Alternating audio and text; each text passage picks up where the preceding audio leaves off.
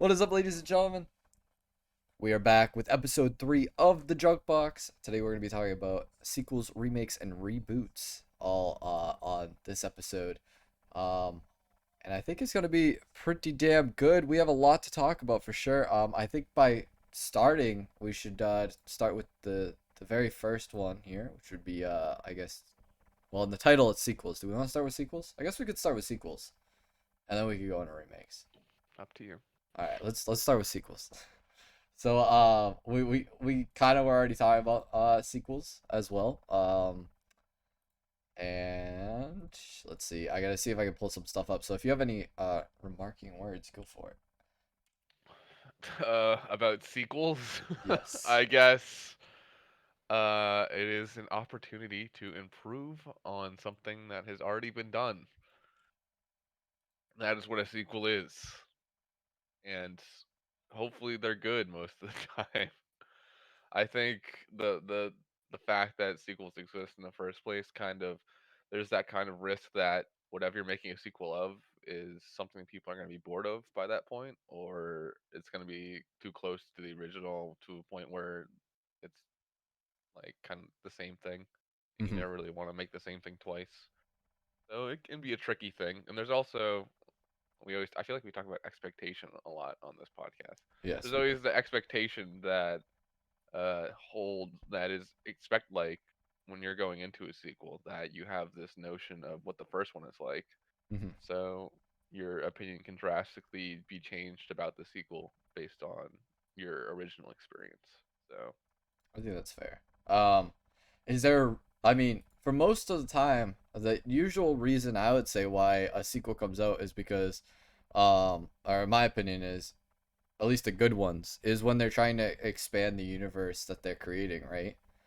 Um, is there is there ever a reason, or like is there ever a reason why they would make a sequel not to basically like extend the universe as just kind of like a like is that what yes, makes a sequel bad is when they try to just piggyback off of the wealth and fortune of the first one. I don't think necessarily relying on the first one is the bad part of it. If you're just like making the sequel because you know the first one did well and the second one will make money and you really don't try that hard, then it's like yeah. But you can look at something like Back to the Future 2, Hmm. and that relies on the I feel like the first one very heavily in order to understand what's happening, and all this stuff is established. But I think there's some people out there who think Back to the Future 2 is not just as good, better than the original. I honestly liked personally, so actually we can definitely talk on that one. I know you're a um big Back to the Future I 3 am. fan, I aren't actually you? just watched the series like a couple months ago. I really enjoy the first one, and I felt like the second one felt really good. In there. Um, I would say it was if most people were like, oh, it's really bad, and were able to like give me a lot of evidence. I guess I could probably pick out some of the things that made it like maybe not as good as the first one, but it's really damn close to the first one. So I wouldn't say it was like an awful sequel. Um, Now going off of that, the third one was not very. I don't like the third one. I think the third one's a bad. Oh, I thought you did like the third one. No, the I third thought you were one. about to have a You mean controversial opinion. when they go? You mean when they go out to like the western, like the Yeah, I mean whole it's old west? okay. I think it's okay, but I Like don't think it's great. Like I don't think it's. I exactly. think the second one's Again, better as a yeah. The sequel if we're reason the talking second about one sequels. worked is because instead like it's like oh instead of just it being like traveling to the past, all this like irreparable stuff has happened now in the future, and Hmm. it's like kind of dealing with the fallout of the first movie. Hmm. And I feel like the third one is like oh we just want to do like cowboys, Yeah, we just want right. Okay, cowboys. that's exactly how I felt. We just want to do a western, like. Yeah. And there wasn't really it doesn't seem like much more reasoning other than that. Yeah, I agree. And like for what it is, again, it's fine, but it's not much of an evolution off the other two movies that it is following, which I think is very necessary when you make a sequel. Like again, it can't be the same thing. I was a little unrelated to movies. I was watching Hugo Martin play through Doom Eternal, and Mhm. he's the game director of Doom Eternal, and he's kind of addressing people who want it to be more like 2016. And he's like, guys, we can't make the same game twice. If you like 2016, go play 2016, but we have to move on and try something different. Hmm. So like, there is, you can't. I mean, I guess you could make the same movie twice. We'll get into that with live action remakes of beloved animated classics. But for the most part, it's not a good idea because why would anybody watch the new one when it's exactly the same as the first one? Hmm. No, exactly, for sure. Something interesting I'm looking at. So I have the chart up, by the way, underneath us, right now. This is a chart that I found on Web Archives. Basically, it's a chart that's been thrown together based off of reviews. Now, these reviews are based off of Rotten Tomatoes, which I would never use as my engine or my source. Pinnacle But of I film definitely criticism. agree with some of this stuff. So basically, anything below the line is what was considered to be, based off of ratings, a bad sequel, and everything above the line is considered to be a good sequel.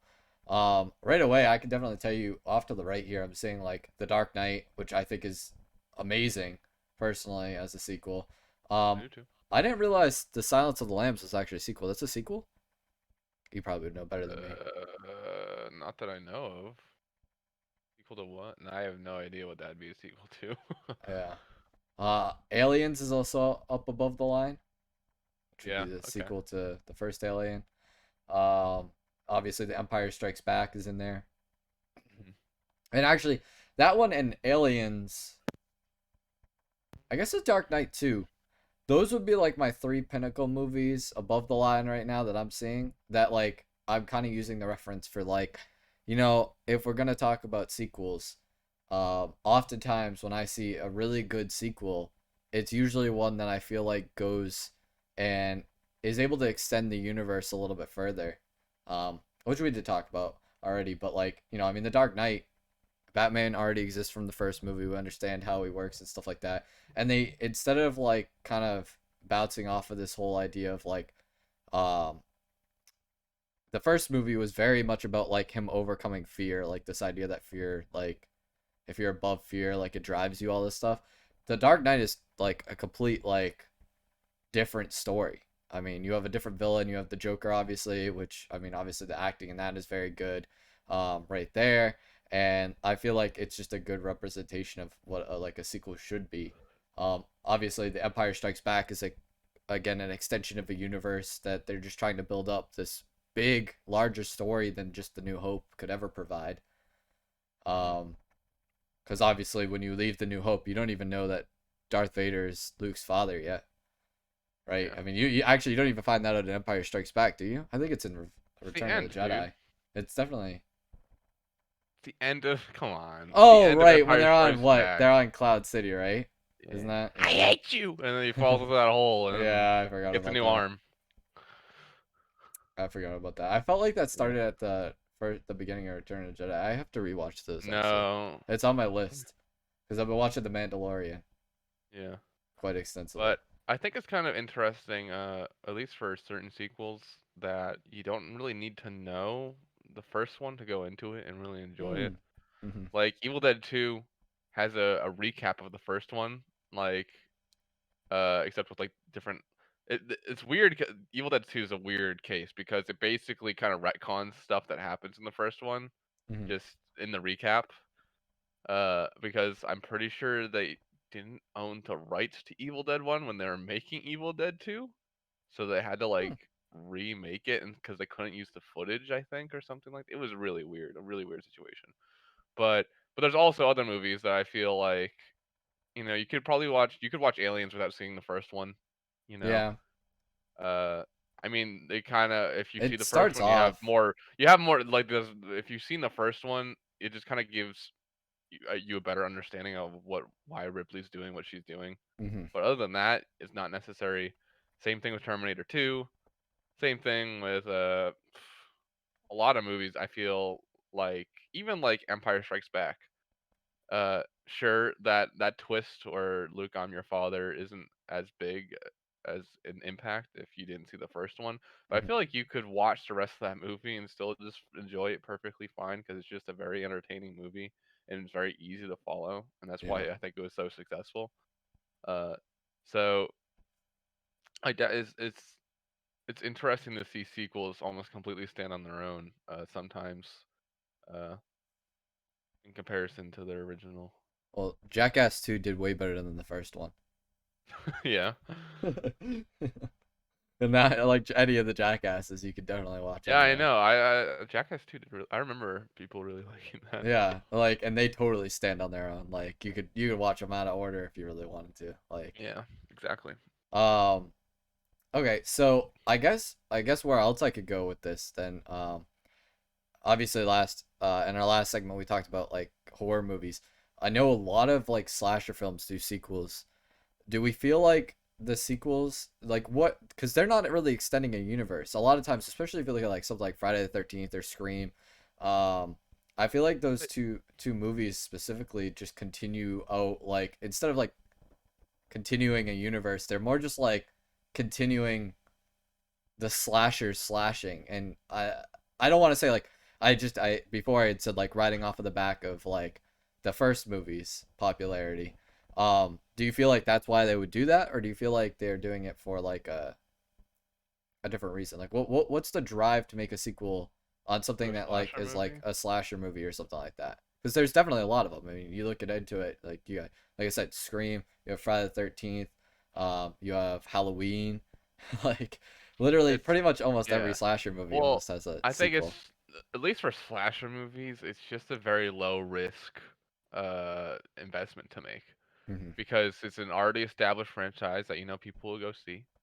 They're not very hard to make, unless I would say some of the more intricate ones, maybe like Nightmare on Elm Street, like some of the sequels, they have some like kind of intricate effects and stuff like that. Hmm. But like you look at Friday the 13th, there's like 10 movies in that main franchise, and 11 if you count Freddy versus Jason.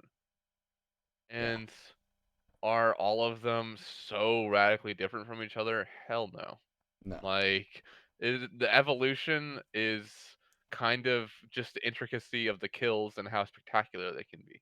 That's really the only evolution, or how unstoppable Jason can be. Like Saw. Uh, yeah, I mean, there's like in some movies they try to like shoehorn in some backstory for Jason. Like Hmm. one of the worst ones is part 8, where it's like Jason goes to Manhattan, and there's just like this whole backstory with the main character. She was like in Crystal Lake, and her father like found out that she couldn't swim, and then he like pushes her in the water, and then Jason was like grabbing onto her ankle like little boy Jason, like before he became big Jason. Just like all this weird cluttered stuff. But as far as slasher movies go, it's just like another just low risk thing that a studio can be like, hey, here's some money. Like we know we're gonna make it back, so just make whatever the hell you want. Like, Hmm. but don't make it too violent, or we'll censor it. I feel like I agree with that because like I'm a big Saw fan, and Hmm. like definitely they just keep on making like if you just watch any, like I've definitely watched Saw movies like out of order, like they can stand on their own, but they do like God, attempt that's a very whole other very thing. The hard to plot like, of Saw. yeah, Oh they my do try god. like very hard to like incorporate this plot, which I think if you're interested in that sort of thing, like I've watched all of them in order before and like understood the plot, but it's not a very deep plot to understand. Um, the first one I think really did well because of the fact that it was totally new to people, like this idea, and it was. I personally like the first one, especially because of the fact that it all happens practically in just one room. I think that's a really cool Yeah, idea. it was fresh. It was a Yeah, it fresh was. idea. It And they wasn't had the just your twist regular ending slasher and movie. all that kind of stuff. Like it had like a really good build. It's just they took that and then they went ahead and just kept on basically copying the same general idea. There's a bunch of traps, there's a twist ending, and then there's a little bit of story sprinkled in here and there that kind of builds off of the last movie. And they do So that throughout, is there a twist ending at the end of every single Saw movie? pretty much. How could you even call it a twist ending by a certain Because point? You that, know it's yeah, coming. by like the end of your like recent Saw movie, you're just like, oh, okay, twist ending coming. But at the same point, okay, at the same point though, and I've watched these movies quite a few times now, there's you notice it's coming, especially if you go to watch a new movie. So then it becomes less about okay, what's gonna be the twist, and more about okay, what's gonna be the twist, but how can I find it before the twist actually happens? And I think that's kind of interesting in Saw because a lot of times I'll be sitting there trying to like pick off things off the wall or like see if there's like little things that are happening behind the scenes that normally you just wouldn't think of. Like if I just watched any old Saw without knowing that there was twist endings in every single movie, I'd sit there and go, "All right, wow, that's okay." And traps, okay. And then all of a sudden, a twist would happen. I'd be like, "Whoa, wow, where did that come from?" And yeah, it'd be a twist ending, right, by definition. But sometimes by knowing that there's gonna be a twist ending, it kind of makes it more interesting. And that's like a lot of reasons why I go watch movies with twist endings over again because I want to see, okay, what did I miss? Because oftentimes, directors will put in like, you know, little sprinkles of what the twist is gonna be, right? Mm. So Yeah. sometimes they're very blatant. I know the new Jigsaw movie is pretty blatant. They try to Dude, do I like a saw red that herring, movie and but I it's can't even pretty remember. blatant. I remember how the twist happens, but I don't remember who it is, and I don't remember for what reason. Like it was. It was a twist. Okay, it was like a twist inside of a twist because the entire time you're watching the first, like it's a recording Oh basically. yeah, that's Like what you're it is. watching Yeah, the recording of the the very first kill first of Saw game. yeah, exactly. The one that happened like Yeah, before the doctor, and then the twist ending at the very end is like the main, I think it's like the but main like detective or he's whatever. like a yeah, he's like a police officer or something. Who And fucking knows? he's been in almost every single one of the Saw movies leading up to this one.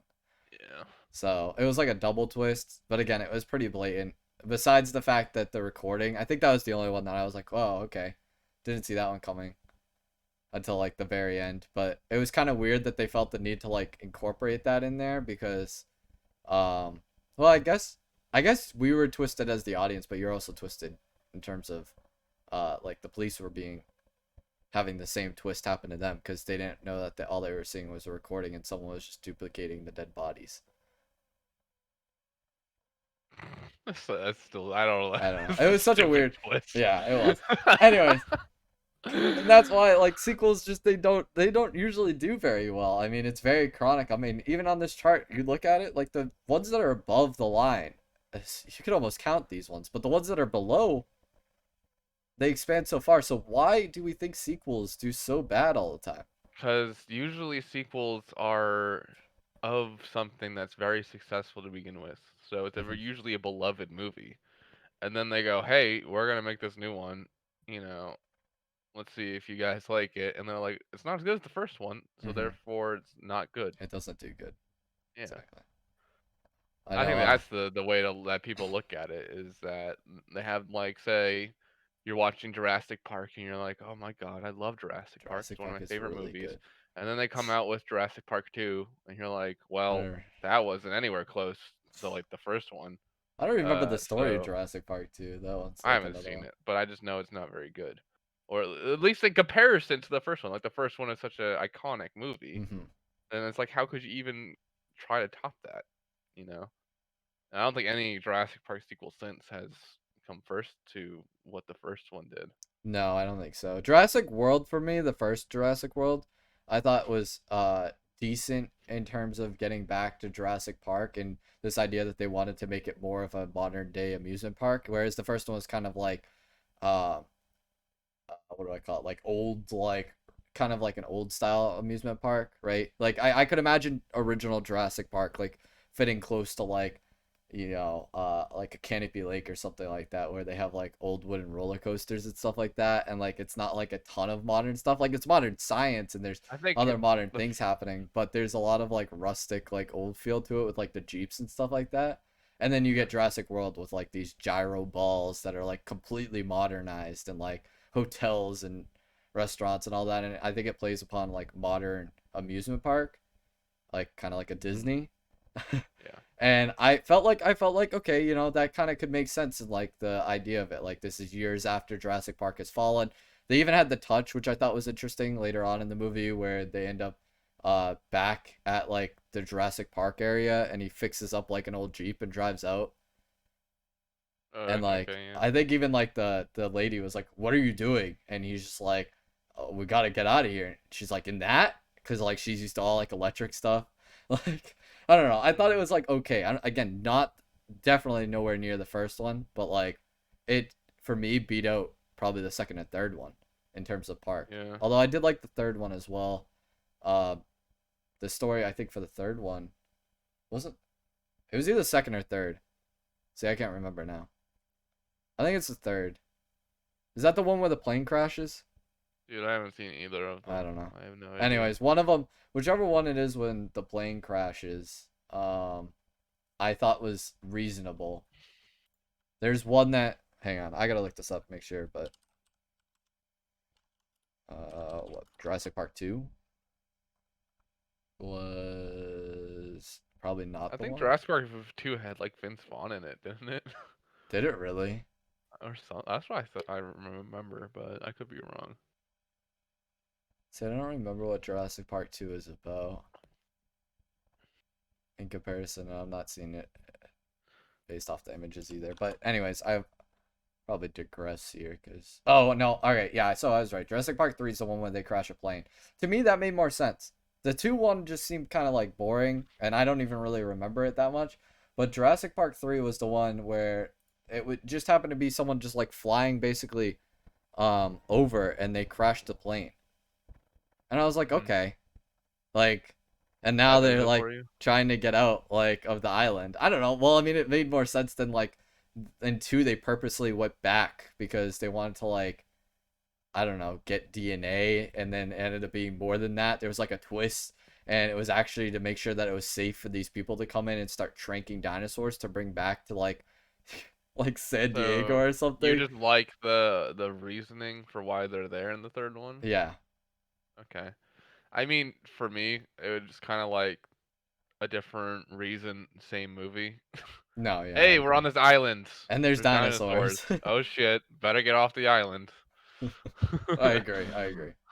That's why, So like I said, I see where you're coming from, I think but the yeah. the Jurassic World movie, at least the first one, I don't like the second one again. So the sequel to Jurassic World isn't that good. But the sequel of Jurassic Park, which would be I guess Jurassic World, I thought was good and better than the last 2 sequels that had happened of Jurassic Park, in my personal opinion. Yeah, Just I because it remember. took Well, a I've modern seen twist. Jurassic World. I just remember it being very, very bland, blockbuster, like so Mm. by the numbers stuff for me, at I least. can I can see that. I definitely see that. Which I think is it can be a big problem with a lot of sequels. Hmm. Uh, is that it's just kind of a cookie cutter thing. It's unfortunate. It definitely is. I have like an article. I'm not gonna read the whole thing, but actually, I'm really just gonna read the title, and then we'll talk about what we think of it for starters, and I'll go into like other stuff. But it's basically just titled, "Is the film industry's sequel and remake addiction a sign of the end?" No. And mainly what he's talking about is 2017. And so, just out of curiosity, to get some evidence, I did look at 2017. And there was a lot of sequels and a lot of remakes happening in 2017. Apparently, a lot more than usual. He actually had the correct number, which I think was like somewhere near 43 movies that were released were categorized as a sequel or a remake in the year of 2017, which is a lot of freaking movies. But when I was scrolling through the list, there's definitely ones right off the bat that I noticed that I thought were really good. Blade Runner 2049, which we've talked about on the channel before, Mhm. I think is almost better than the original. I think it is. Would that be considered a sequel or a remake? That's more of a sequel, right? It's a sequel. Yeah, right. Harrison Ford's in it. He's all old. Yeah, that's true. True. They're making a new Indiana Jones, the fourth one, fifth one, Are they fifth making that one. with Chris Pratt? Is that what they're doing? Yeah, and Harrison Ford's in it. It's gonna be his last one as Yeah. Indiana, and What then are you I gonna? Are guess they Chris gonna have Pratt's gonna take it Harrison over. Ford headstone acting for him soon? Like I Jesus Christ, guess how old is he? Harrison Ford's pretty old. Actually, also, and this is kind of a little off topic, so we'll probably cut this out. But I just saw Bethesda's making an Indiana Jones game. It Great. was released on their Twitter. Bethesda, so stand up. Yes. Again, Bethesda owns it. Like that's the only reason I even like look at Bethesda nowadays is that they own like one of the companies that made my favorite game last year. Murder on the Oriental is a remake. I haven't seen the original, which is I think is really bad for me because it's made by a director I really love, Sidney Lumet. Uh, Really. and I just haven't seen it yet. But the remake's good. I thought the I remake was good. I saw it in yeah. theaters with you and kind talk of about an that. inoffensive again, like not a lot of risk based off an Hmm. original IP. It was I like successful the acting. before. Yeah, I mean, I think Kenneth Branagh's in that. There's like a lot of big people in Murder in the Orient Express. I think. William Defoe was in it. Oh I yeah, he remember that. was. He was like Wow. the Yeah. cop, like whatever. Let's see what else. I mean, obviously, freaking 2017 had a lot of obviously what do you Superhero call them? movies. Superhero movies. Yes, we had Wonder Woman coming out in DC. We had Thor Ragnarok, Justice League, Spider-Man: Homecoming, Guardians of the Galaxy Volume 2. Just an absolute ton of uh I don't know sequels why to Get Out other is listed movies. there. Get Out's not a sequel. This isn't no, this is all movies from 2017 Oh, okay. because Shape of Water is also not a sequel, is it? Yeah. No. Yeah, I didn't think so. Uh, Star Wars: so The Last Jedi was not a so good the one. argument of this article is that since there's so many remakes and sequels, that the film industry is dying because it's running out of original ideas. Is what he's Yes, getting at. basically That was is the so foundation. bullshit. I hate that. I hate it when people say that I because agree. that's like saying that people run out of things to paint. Mm-hmm. Like, Mm-hmm. no.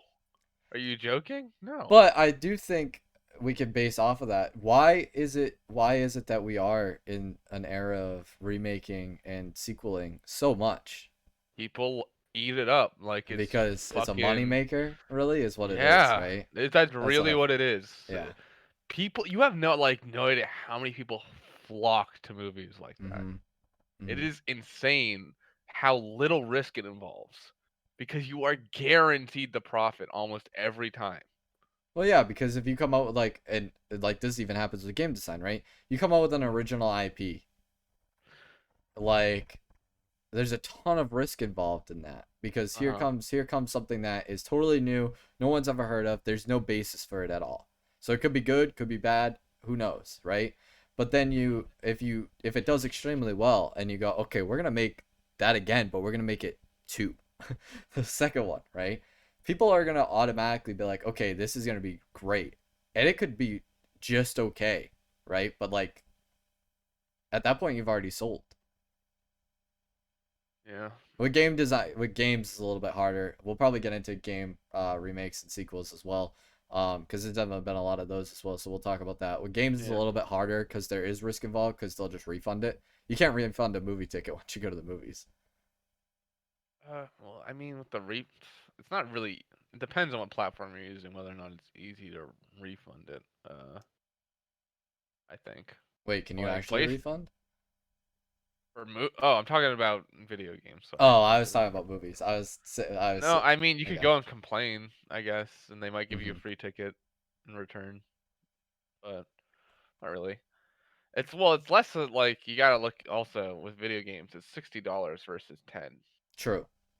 That is so true. it's a little different, I think.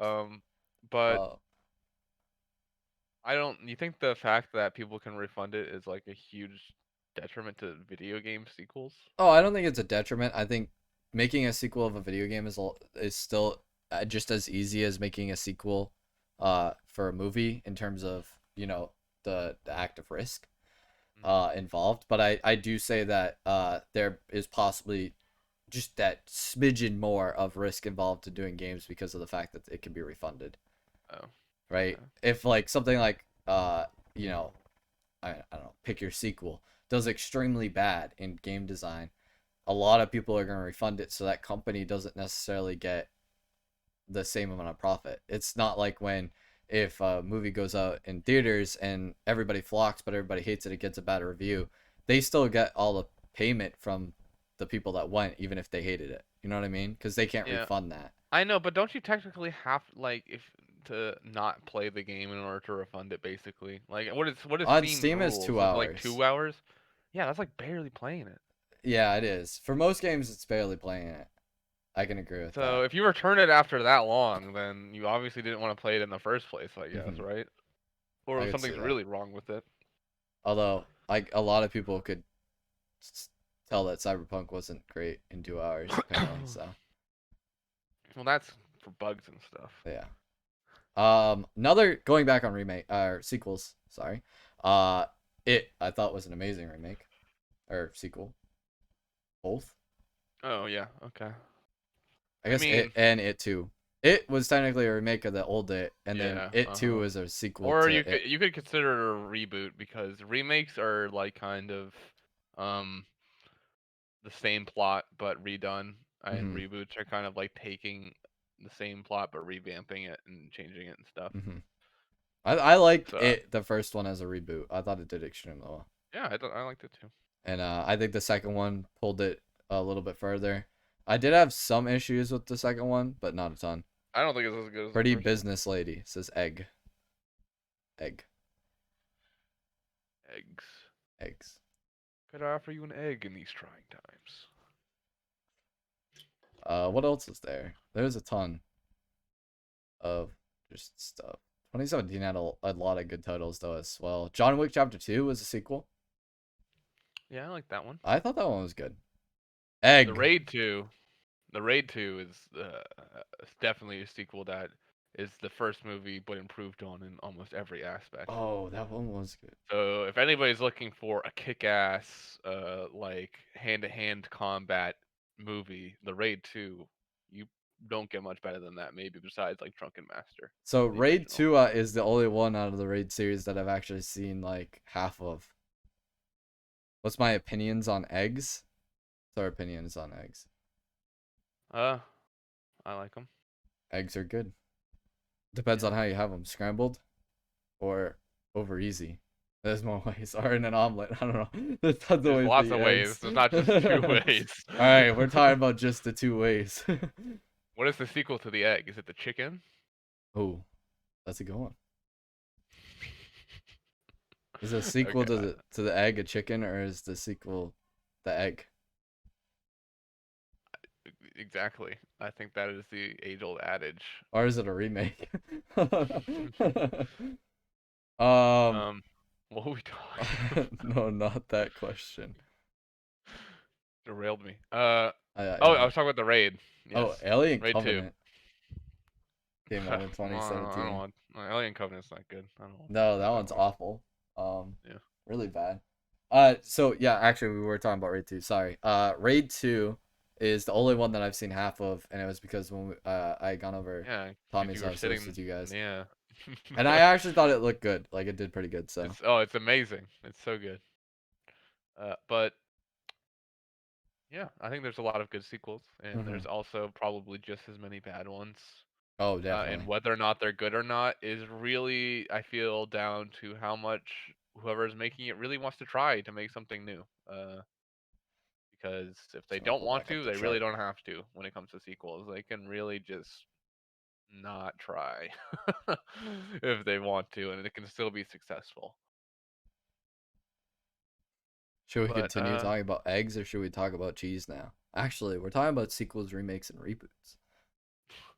should we talk about some video game sequels? I don't know how much we've Yeah, we talked could about do video that. game sequels. I actually didn't. Okay, so I did a ton of research on sequels and remakes, but I didn't actually pull up anything on games because I kind of just know a bunch off the top of my head, a little Hmm. bit. Um, One of the main ones that I always think about, or right off the bat that I thought was good, is what is it, Tomb Raider? Tomb Raider has great sequels. Do you mean like, okay, so there's original Tomb Raider and then there's the rebooted stream. Yeah, okay, I Uh, guess now I'm talking about rebooted. yeah. So no, I agree. I like those Although games. I never liked I never minded the original ones either. The originals aren't bad, right? They just I haven't played one all the way through, but just playing it nowadays, like the tank controls just do not age very well. Personally, Well, I mean I that's believe. pretty standard. Yeah, I mean in some games it's like kind of more bearable, but Whoa! there's like platforming in Tomb Raider that makes the tank controls just like 10 times worse. It's not like Silent Hill or Resident Evil where you're running down like hallways. It is like, oh, you got to jump onto this ledge and do a backflip, and you're like, Jesus, I can barely like I tie can my barely move shoes. forward. Yeah. Thank you for the follow, pretty business lady. Appreciate it. Welcome to the podcast. This is the Junk Box. You can find us on Spotify as well now, and I'm working on Apple iTunes as well, and YouTube. We have our first episode up, which was about Cyberpunk, and our second one was about horror movies. and that's going to be up on shortly as well. It'll be pretty Yes. cool. Um, Sam, welcome to the stream. Thanks for stopping by. Um, I think an like if we're just gonna start talking about video game sequels. Personally, it's not really a game I've played a whole lot of, or a series that I played a whole lot of. It's Dark Souls, Mm-hmm. because it's really interesting. Because first, well, I mean, it's so weird because it's hard. It's hard to categorize which ones are sequels or which ones are not. Because like, is Dark Souls technically a sequel to Demon Souls? Because it kind of is. So Demon Souls was well received. Dark Souls was even better received because more people Mm-hmm. played it. And then Dark Souls 2 really was not, because No, Dark Dark Souls Souls 2 2 is awful. changed a lot about the game that people did not like. Mm-hmm. Uh, Apparently nowadays I think people are more forgiving about like Dark Souls 2 and its design and what it was trying to do. Mm-hmm. They might not be as mad, but I remember at the time that Dark Souls 2 came out, people were very upset how different it was. And I think again with sequels, video game, movie, whatever, there's that expectation that it's gonna be similar to the first one, at least in some certain aspects that people think is important. Yeah, I think And that's then why the third 3 did one, so good. yeah, that's what three kind of like went. Reverted back. Yeah, like it kind of went more towards Dark Souls 1 than it did 2. Because probably a lot to do with, I imagine, the poor reception of the newer ideas they were trying. Mm-hmm. No, and I think that's absolutely right. I think that's with like a lot of sequels, right? Like if they try something new and it doesn't get well received, they try and make up for it, and that sometimes happen with movies as well. I know some sequels that are often considered better than the first movie. Um, Directors have been known to say that, oh, we just kind of built off of the first one and tried to relook at the mistakes that we made in that one and did them better in the second, right? It's Hmm. sequels can often be kind of like what do you call it, redemption for the story that they were trying to create in the first one, and that can happen in games as well, right? Yeah. I think it's more prominent in games as well because a lot of times games will have numerous sequels. Movies will too, though, so I don't know, I guess that's not really a point. I know one stretch of sequels that was really big was crap, what's that one called? It's on the PlayStation. Uncharted. Uncharted, you got it. Wow. The Uncharted series has been like totally known for that. I've played every one of those games, Mm-hmm. and every time it gets better and better.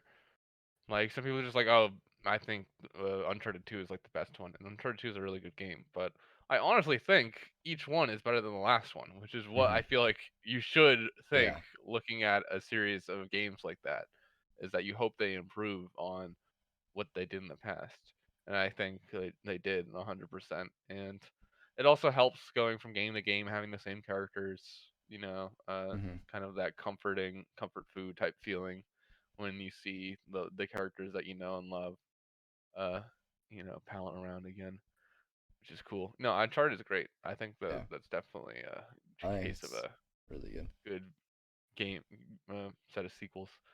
Oh. Another one that I think is interesting is the first three Dooms, technically, because there's Doom 1 and there's Doom 2, which are very similar to each other. Doom 2 Mm-hmm. is pretty much just like a kind of bigger, more content version of Doom 1.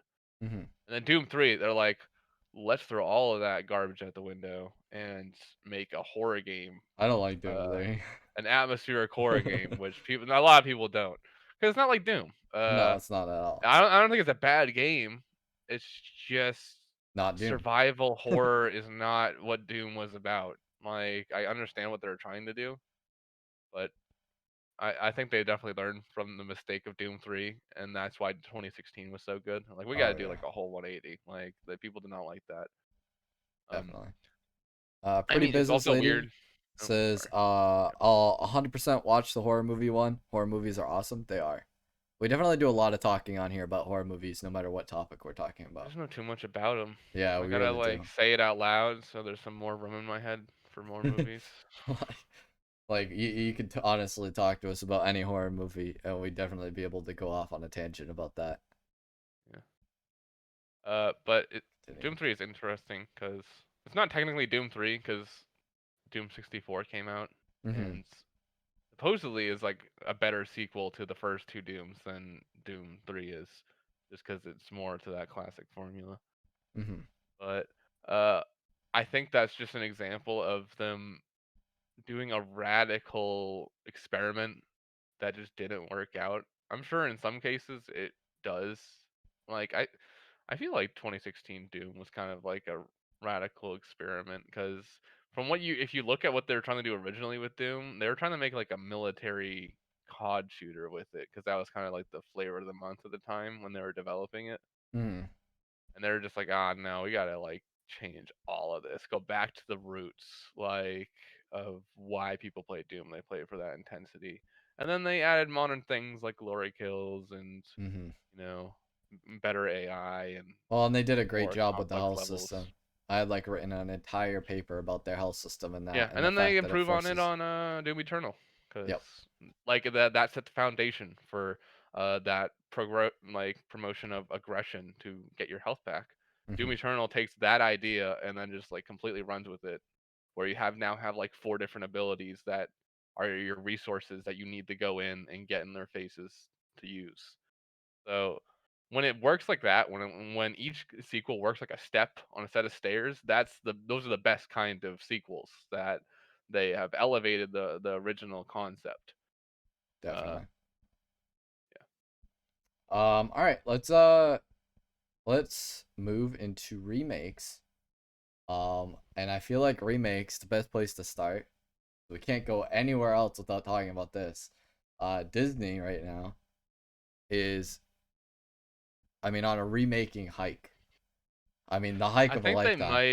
I might die down a little bit. I think I hope so because I don't know if you know this, but in 2019 they remade 5 animations into live action remakes. Five yeah, of I their think animations, starting with Dumbo in March. Then they did Aladdin in May, The Lion King in July, Sleeping Beauty in October, and then Lady and the Tramp in November. And then their latest one was what? Mulan in There's a 2020. Lady and the Tramp live action Yes, apparently remake. there's a live action remake of I Lady didn't and the even know Tramp. about It that was one. on Disney Plus. Oh, okay. I don't know how they remade that one. I guess they just had two dogs, and No, like the yeah, classic scene where they meet in the middle of spaghetti noodle. I guess they just made the two real life dogs do that. Okay. but Jesus, I mean, yeah. that's a lot. That's a Uh lot huh. of remakes to happen in one year. I'm 5 movies. I think people are getting burnt out though, because I'm pretty sure Mulan was not received well whatsoever. Oh, Uh, really? I know a yeah, lot of people were excited for it because there was a lot of people that really enjoyed the animation and they're hoping this remake was going to be like great. I haven't really looked into how well it did yet, but I haven't heard but anything, so I guess that's not good.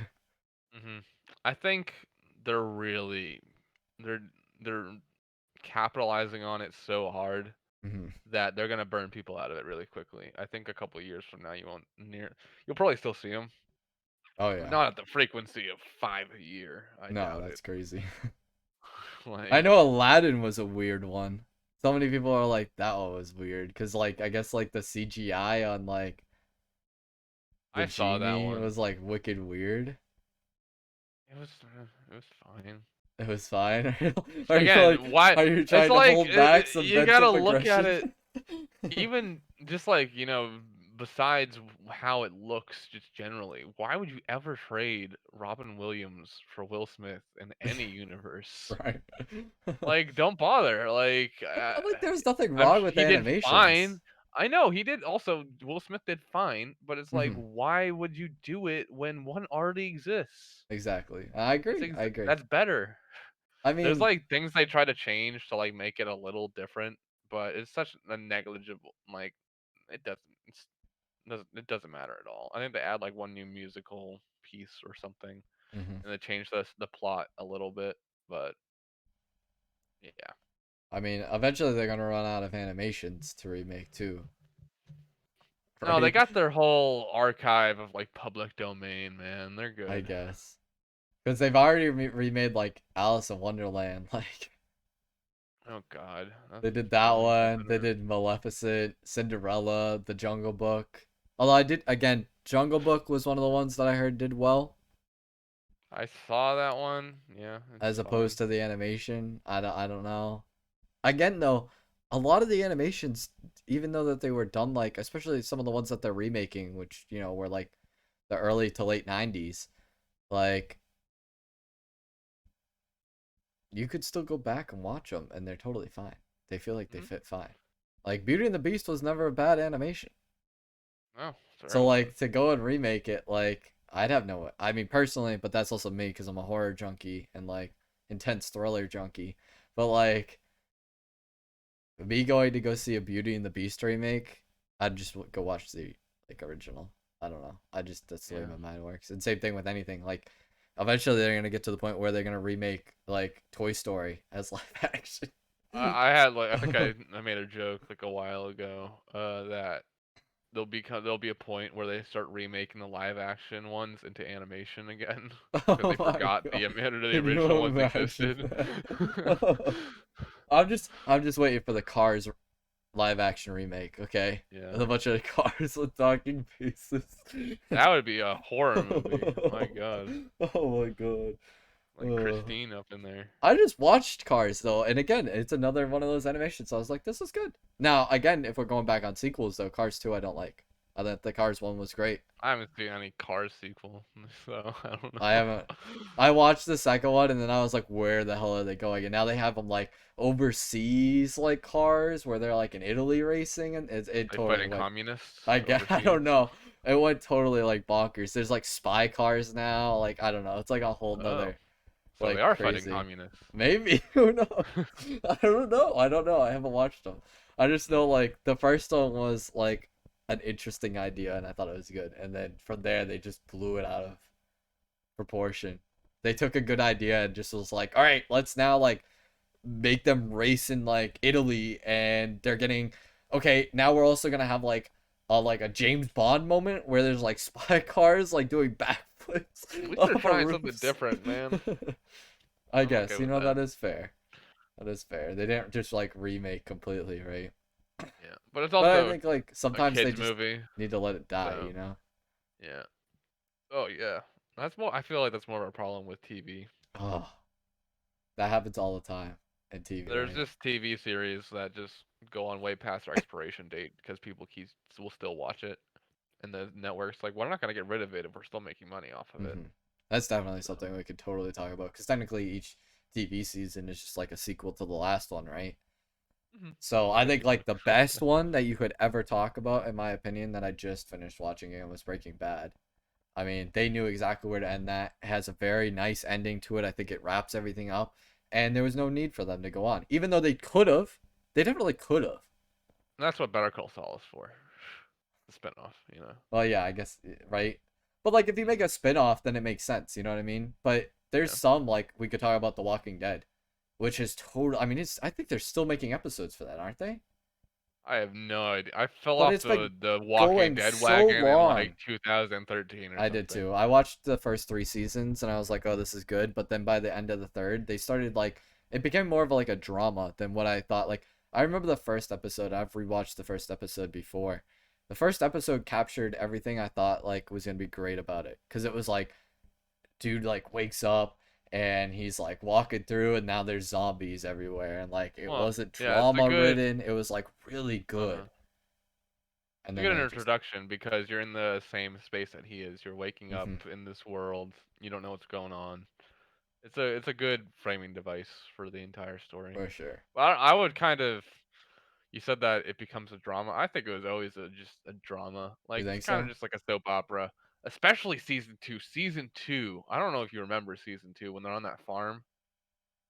There's like five straight episodes where it is nothing just but them like characters just talking to each other Yeah, I guess that's a about point. nothing, like See, that's what waiting for bored something me. to happen. Like Yeah. they're in imminent danger all the time, and yet they could go like like an entire week without a single zombie stepping foot onto this farm. Like really? I don't know. You know, like I feel like I just needed more of what the first season brought, which was like a Yeah, I'm okay. action. Like, yeah, I'm okay with there not being action as long as whatever the drama is about is interesting. Whatever it was about, it was not It was always like about interesting. something stupid, like someone got pregnant or something, like, Exactly. I was like, I and don't you're give a just like, shit. I don't what? care about any of these characters. Like, Show me the zombies. I want to see people get decapitated.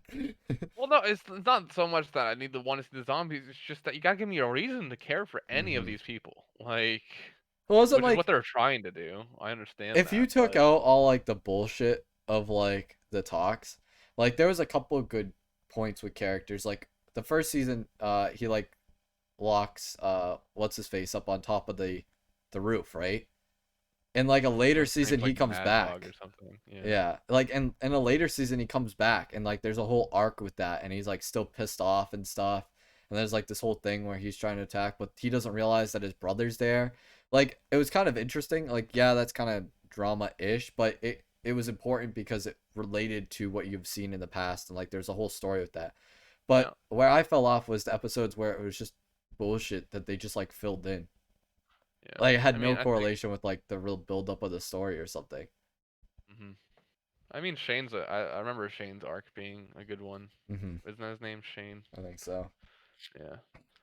But But like there was a couple times too where they just left a place, and I was like, okay, like for instance, I remember I made it all the way to like the prison. I think was the yeah, last that's where season when I about ended, stopped. and like at the end of that season, they just leave the prison. Well, it's because they blow the gates open, don't they? I With a don't tank, know. I don't they? guess yeah, they blew the front open, but you telling me they couldn't figure out a way to like rebuild that and like make it like safe again? Like they fought over every inch of that ground, and they're just like, oh, tank just blew up the front. Whatever, I guess we just leave. Like, dude, they could have chopped down like if the gates were that bad, they could have like chopped up like logs and like stacked them. Or like they could have done something that would have been more interesting than them just like purposely moving on to new places every single time. Because at this point in the seasons, it's like understood that there ain't no coming back from this. At this point, it's just survival. Like from what they understand, this infection has spread everywhere, and like everybody's zombies everywhere. So there is no like safe haven that a lot of uh like that happens in novels too. So anytime there's like a zombie outbreak, there's always like, oh, is there a safe haven somewhere like where no one's been turned into a zombie? And it's just like I don't know. It was okay. But it's definitely by now, like, I fell off the wagon a long time ago. But if they're still making episodes, like, I was under the impression that that should have died at, like, season 5. And they just won't let it go. And that's, like, Yeah. my point. There's a lot of TV shows that are like that, where, like, I mean, they there's a are. point where they just need to cut their losses. Or, like, something. I Well, not really losses, but, like, let it end and maybe do, like, I don't know, some sort of spin off or something afterwards, you know? Yeah. I mean, for The Walking Dead, it is based off a comic, so I don't know how closely it follows that. Like, I wonder if they've run out of content from that at this point. Maybe. But I never read yeah. the comics, so I can't really Oh, neither have say I. anything. So I I'm think not that's sure. like when we talk about superhero comics, I know all about those. I will say, okay, superhero wise, I've been happy with sequels in the superhero universe from Marvel. I Mm. will say that. Do I think they're by far the deepest movies ever or the most interesting? No. But in terms of sequels, they always build off of like the universe that they had, and I think the way in which they did it was smart and it followed the comics from what I read as a kid. So in terms of that, I give them a lot of credit because right from the get go with the first Iron Man and the original Hulk, which was their first two movies, they had a plan to like immediately turn this into a universe, and they were able to correlate all these universes together so that by the time you make it to the Avengers and then you make it to obviously like later on when you make it to obviously Thanos and all that happens, like it doesn't feel very odd for all these characters to be combined finally. Like if they had done the sequels poorly, like by the time you make it to Thanos, it would have felt like just like, okay, why is Guardians of the Galaxy here now all of a sudden and like all this other shit. Like it would have felt really weird and misplaced, but the way in which they did it, they obviously clearly had a pass set out from the beginning, and I think I got to give them credit on that at the very least. Again, superhero movies aren't very deep. They're often usually the same idea, you know. But Yeah. I think they did a very good job in doing that in comparison to something like DC that seems to be struggling all the time with capturing the same idea. It's just with DC, I feel like it's a tonal thing. But yeah, I feel that too. They just can't really seem to nail what they're trying to go for. Because like they'll have something like the Dark Knight trilogy, which is really pretty dark and not It's really doesn't good have a lot, though. doesn't have a lot of humor in it No. compared to like the Marvel stuff. And then they see the Marvel stuff is doing so good, and they're just like, oh, with Justice League, let's have them all be joking around and stuff. Or And so it's Suicide just when you Squad. jump back and forth between all that stuff, it's like really jarring sometimes. Hmm. I don't think DC knows what they want to do, so they're just kind of trying to follow trends at this point. And they've been struggling with the Joker character forever since Dark Knight. Although, is the new Joker movie technically Joker? I don't. I actually haven't seen that yet. Uh, So is that DC or no? Is that like a Canon? DC Is that what idea you're or asking? canon? I have Yeah. no idea. I don't Fuck know, mine. because I know that's really good. But I Yeah. know since Dark Knight, which was Heath Ledger's Joker, they've been struggling with the Joker character. Because obviously he shows up in like Suicide Squad and is awful. Absolutely awful in that.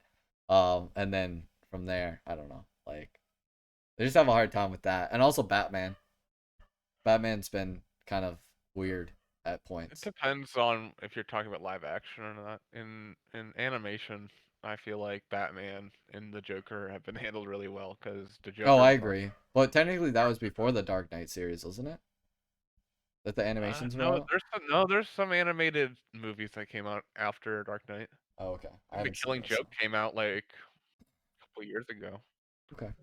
and that had Mark Hamill as the Joker. And then I don't remember the guy who plays Batman, but he's a really good Batman. I'm definitely just like a Heath Ledger nut though. I don't know.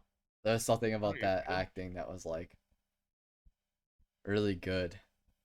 Hmm. Which is also why I talk so much about it in our like in sequels as well, because I think it was I don't know. It killed it for me. I mean, honestly, again though, all the Dark Knight trilogy in general I thought was really good. I mean, you could make an argument that Bane's Incorporation, that movie was like just okay. I've heard a lot of people say that. I thought it was good. I That think the was first interesting. one's the weakest, if you ask You me. think But so? I because like I like the Scarecrow idea and the actor and all that. Like I felt like the acting with Scarecrow was good though. yeah, I don't. It was okay because it was kind Hmm. of setting things up. I felt like, but at the same time, also, do we really need to set up Batman at this point? I mean, That's I don't that's know. a thing. Although I Every mean, I time guess you start a new Batman series, we gotta go over the origin stories or Spider-Man or whatever. Like every time. That's what I liked about the new Spider-Man movie. They did not. I don't think they did an origin story. what do you mean? You mean in Homecoming. oh, oh, in Homecoming? Did they do it? I don't even remember. No, they didn't. Not in Homecoming. Yeah, he's Actually, just like the Spider-Man the already, isn't he? entire time with Spider-Man, no, there's never been that because technically Homecoming What came do you mean? after Civil War. Oh, Uh, I'm talking about like one with Tobey Maguire and Andrew Garfield. Like those franchises those needed always origin needed stories. the yeah origin story, but So with this time they're like, well, you guys already know who Spider-Man mhm. is, so just And then here's Spider-Man. of course they played on that in the animated Spider-Man as well that we saw. Yes, I love Uh, that one. because the all they kept on doing, remember, like they would bring in like, oh, I was from whatever you, and like they go Mhm. off like you heard Gwen's backstory, you heard like the anime Spider-Man backstory, but like it was just like a trope really. I mean, it was a play on the idea that like here's all these backstories of all these people coming in, right? Yeah, But I like do they were like doing it how fast. in that movie they're all waiting for Miles to have that like turning point that they all have because it's such a trope at this point. Oh Like yeah, it's a leap of it's faith. very it's done so tongue in cheek to a point where like you can't really be mad at it. No, it was So a joke. I mean, it really was. It yeah, was just a joke the entire time. Like you didn't feel like it was anything more than that. But yeah, it uh, had a really good arc to it. yeah. I was gonna say like I don't know if it was just a joke because like that whole No, scene the he had. movie isn't a joke, but Yeah. like the Well, I like mean, the idea of them playing on it was a little bit. I think the fact that they're just like, oh well, they're waiting for it to happen is kind of funny, but Hmm. that scene where it does happen, it is taken very seriously because it's right after his uncle dies and his Hmm. father comes to his door and he's just like talking to him through the door, and like it's a very sweet moment. Oh, it is. It's very But deep. yeah, so I think it's not so much just a joke, but it's just done in a way where it doesn't seem like, oh my god, I'm rolling my eyes at this point. Hmm. Oh Like, no, I didn't mean I it think like that. Yeah. the whole fact that his uncle was a villain to begin with was just an interesting twist on that whole Uncle Ben dying concept, because that technically would, his Uncle Ben dies. That's Uncle Ben Yeah. to him. No, Uh, definitely. so, but it's way more interesting because the moral ambiguity around it, because he technically was kind of evil, Hmm. you know? And then it brought like the father son connection closer and all that stuff. It was definitely like wicked deep and like, and then they didn't even like some of the Spider-Man movies I know, like Andrew Garfield, and McGuire there, they both when they did their like intros, they talk or there's like acting that happens at that pinnacle point where they like, the realization kicks in, right? But with Miles in this one, they actually cut out all of that. And yeah, he has the realization occur after his dad and all that. But that entire like scene after the father's done talking at the door is all overlaid with like a music score, and like it's completely silent other than like when he ends up down in the bottom in like the basement, and like the aunt goes, "Oh, I was wondering when you'd get here," and like there's that whole thing, but like the entirety of it is just music, and like yet they still like portray this like deep justification in this, like it's him realizing like what he's capable of, and then obviously he pushes off of the Yeah, glass breaks, and they do yeah. the It's like awesome viewpoint. that's just filmmaking. Oh Uh, yeah, Show don't tell. exactly, He didn't need to go, wow, I now realize something now, for exactly, the but audience they to be do like, that oh in the wow, other he ones. realizes something now. Oh yeah, I'm not. So yeah, they do. I'm sure they do. Because they sometimes just filmmakers think that the audience is really stupid, which They think you're sometimes they are. dumb. But I mean, speaking from a filmmaking point of view, I can think that most audiences are pretty dumb. But also, they're smart enough to be able to empathize with characters on screen and understand what's happening. I agree. Uh, so something like that doesn't need to be said out loud. And so I think the movie realizes it, and a lot of good filmmakers realize that you don't need to say something out loud first to come across.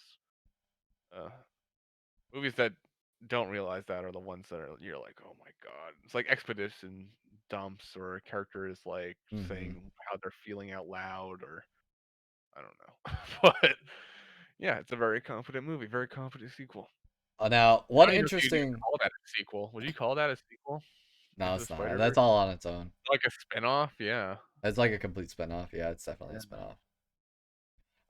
One remake that's not on here. Actually, it might be on here on this Disney thing that I'm looking at. Really, let's see.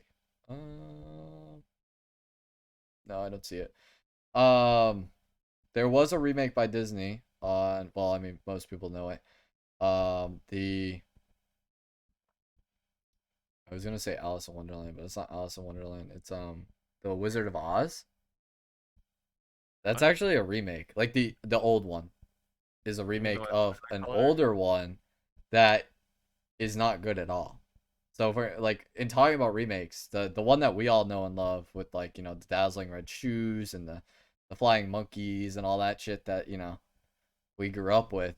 That's actually a remake of an older one that happened 17 years earlier, that like came out 17 years earlier, that actually a lot of people say isn't good at all. Did it come out in 1920? I think so.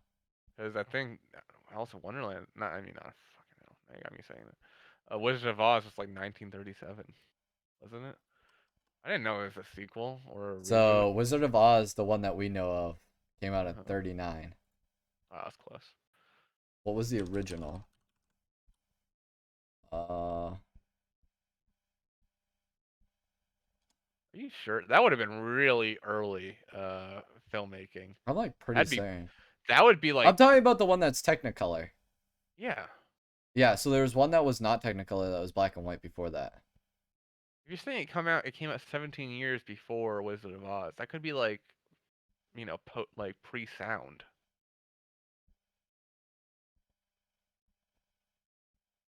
I'm trying to find it. I know I read about this. The Jazz Singer came out like, oh man, when did Jazz Singer? I don't know. I haven't heard of The Wizard of Oz being a remake, but yeah, that would have to. You find anything? I'm looking it up.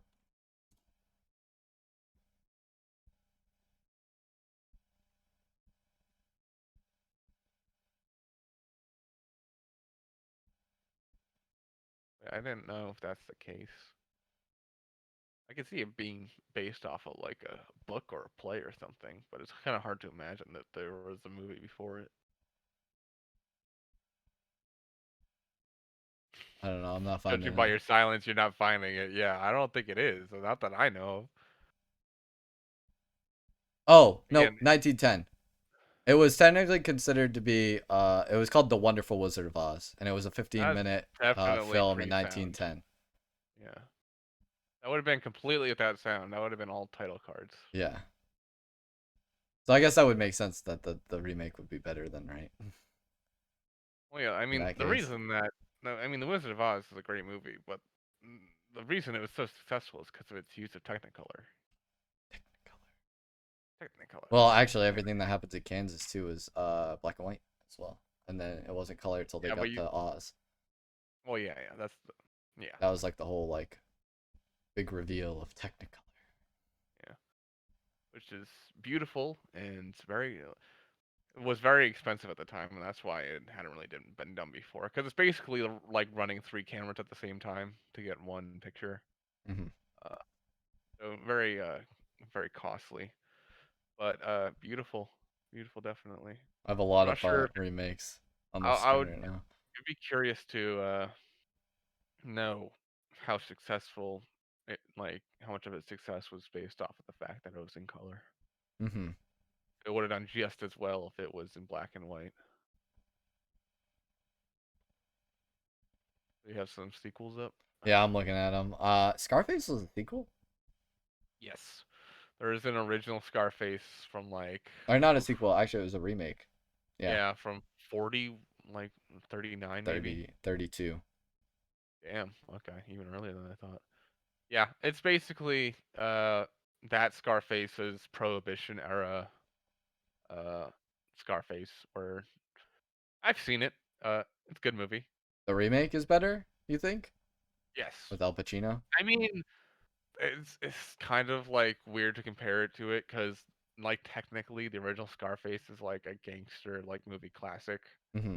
Uh, but they're very different movies. The new one is more entertaining if you ask me. Uh, but the first one's still good. It's just if you're looking, it's like the jump from the 70s and 1932 is like a huge jump. So it's weird to even compare two movies like that that are like such leagues apart. Like, because in 1932, you know, film technology was still just really early on. So there's so much stuff that happened between those 2 points. But yeah, good movie. I Both have good the movies. Wizard of Oz one up. This article actually is the one that I read then that talked about Wizard of Oz. Mhm. Apparently, the one that we all know was in 39, and this article is talking about the original, which was in 1925. That apparently interpreted the story as a heavy-handed slapstick silent comedy and wasn't very funny. What the hell?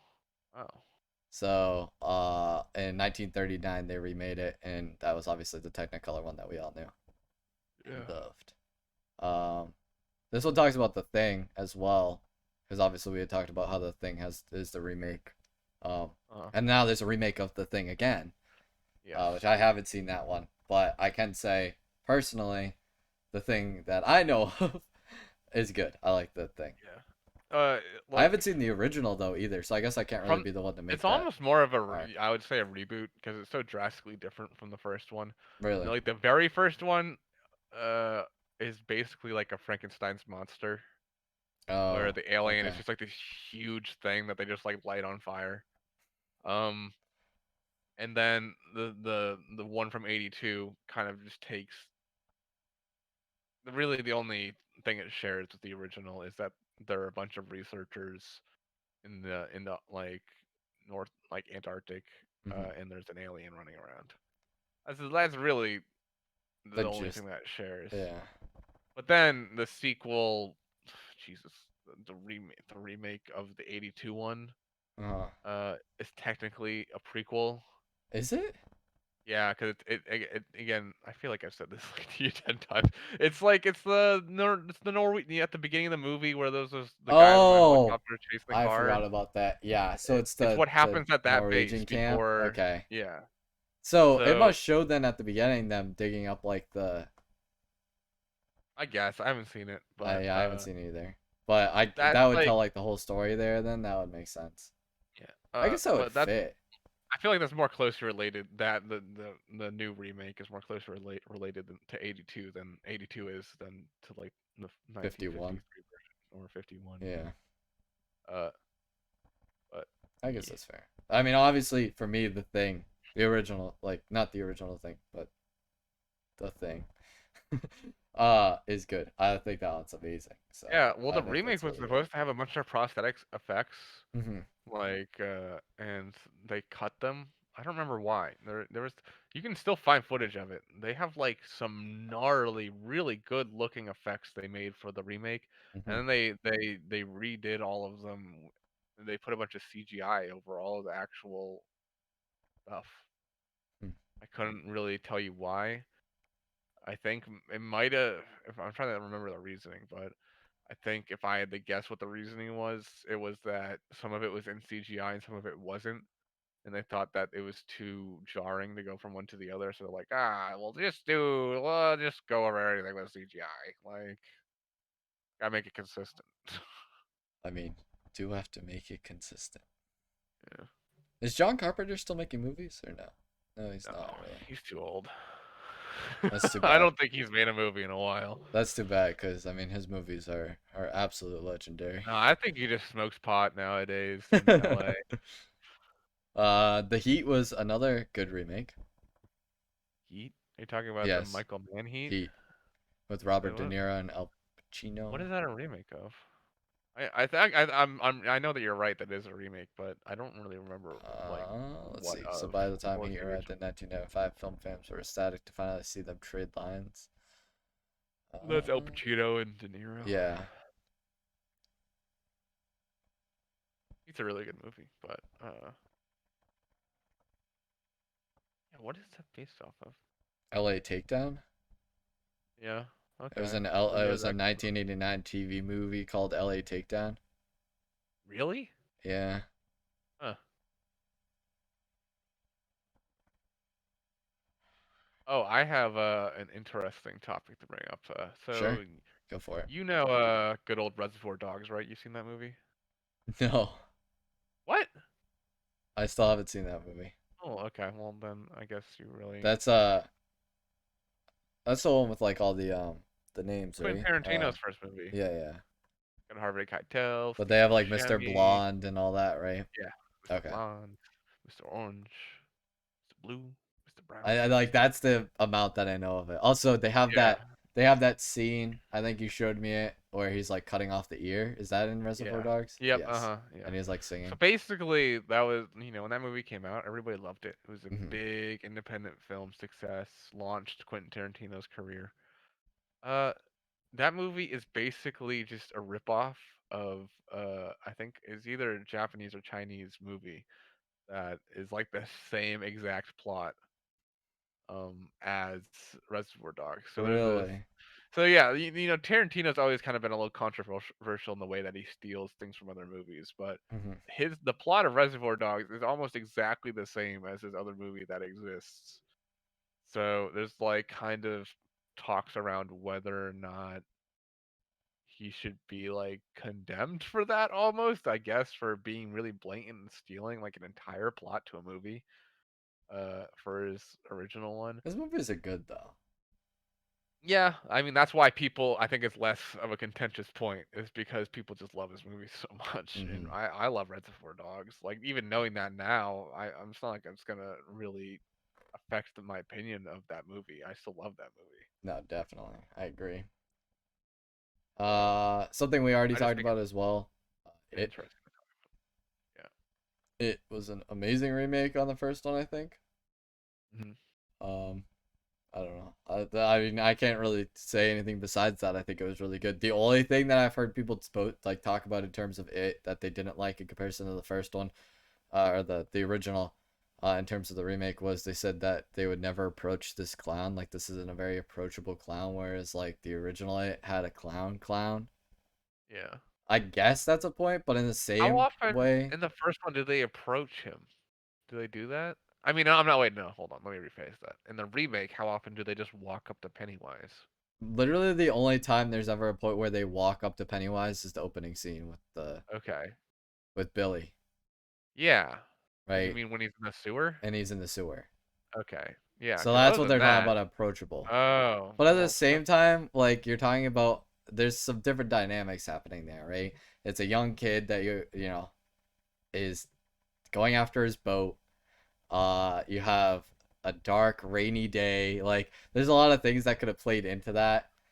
So mhm, I don't know.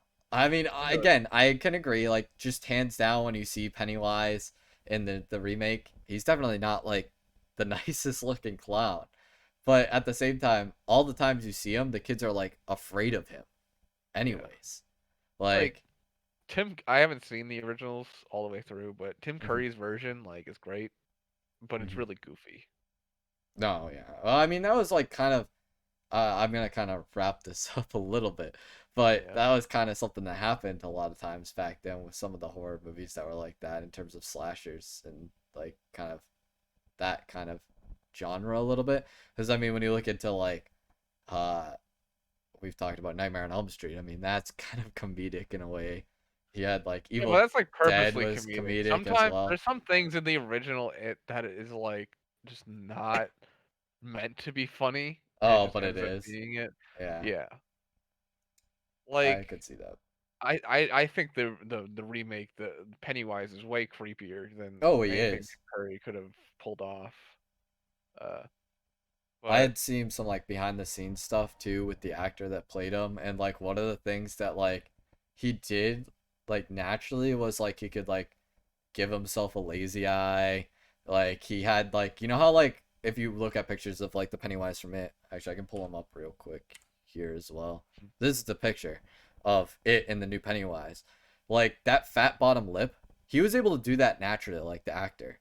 So there's a mhm, lot of effects that like whenever you see anything basically happening with his mouth or with his eyes, it wasn't done like post or it was all happening like live because he was capable of doing that, and that's why he was actually like one of the reasons why he was hired to do it and be the actor for it was because of that, because they said he came in and they were like, how can you do that, can you just do that naturally? And he even does like an interview in this documentary that I saw on like behind the scenes kind of thing, and he was like, yeah, basically I came in and I read the script that they gave me for the demo, and like I was like, I can just imagine this with like his teeth showing and like his eyes are like totally going bonkers, and like he's like, so I just did it. yeah, And I was like, okay, but it works, like it totally works because he's so creepy. Like mhm. there's subtleties, like you'll see him like he's talking about something and like his mouth like just like slobbers, like there's just like Yeah, he'll start dripping. drooling. Yeah, Yeah. and you're just like, oh my god. Because I remember there's like one scene where he goes on like this talk for a moment and he starts drooling and then like he's just frozen there for a moment. He doesn't I think like that's in say the anything. second one. And you're Yeah. just like, whoa. Yeah, it's the second one too, which was the Mhm. sequel, right? Yes, But that's what I know the yeah. iconic scene in the first one too that a lot of people know of that was like kind of scary was when he comes out of the refrigerator, because that was totally like ridiculous and like I thought it was, like, balloons creepy. that came out of the refrigerator. Was that it? I No, he thought that unfolds himself out of the refrigerator. oh, I don't think I've seen that then. Oh yeah, I'll pull up the I've seen a scene like, where they're all adults and they open the fridge and there's, like, a bunch of balloons that come out and start popping. That's, like, another instance of movie just being kind of goofy. Like that's not scary. It's just a bunch of balloons coming out of a fridge. No, yeah. But like what you would have expected from the refrigerator scene. Here, I'll pull it up real quick. Here it is. Um, just, I don't really need to turn on audio, Wait, are you but talking I about can the play it. Oh, you're talking about the. The Okay, first one, I'm the first sorry. one. You're talking about the remake. Yes, the remake. Well, we're on You keep remakes. saying the first one. Okay. So like he like unfolds, which no one like kind of really expected, I guess, because if you go off of typical like horror moments in this case, he would have just like appeared from like a doorway or something. But instead they had him do this like weird disproportional like unfold. And it was really cool. And then he like bows and he's just like, how you doing? Like as if it was normal, you know? I don't know. It was definitely like really good. Like that's the scene whenever I see like people talking about it like online, like that's the scene where people are like, "Oh, that was like really good." Yeah. And I agree. I think it like that's like that like nailed what like Pennywise is, like the fear of him. Cuz that would make me shit my pants if I saw some clown unfold himself out of a refrigerator that small. Yeah. um the other horror movie that I recently saw that I thought was really good. Actually, since we're talking about remakes and stuff, 13 Ghosts, which came out in 2001, was a remake of the 1961. I have it actually. It's the first one right here that I'm looking at. And I saw the 2001 and the 1961, and I thought 2001 was better. I like it. I honestly have no idea what those movies Oh, are, you've never so seen 13 Ghosts? I thought it was never good. It never was even heard of super them, good. to be honest. It's like basically about this idea that there's like this guy that he's like he's not really a ghost hunter, I guess, but like there's these ghosts that are like real basically, and they're like these condemned spirits or whatever, and he's hunting them down basically, and he's like wicked famous for doing all this, and now all of a sudden there's these 13 ghosts and he's perceived to be dead, and his family members like basically get his house and they go check it out, and the 13 ghosts are in the house. Okay. And I'm butchering the story, but it's really good.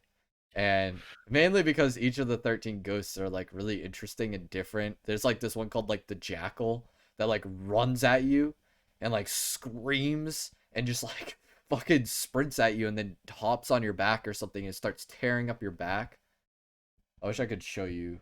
Actually, I can. Let me see if I can pull up a scene about it.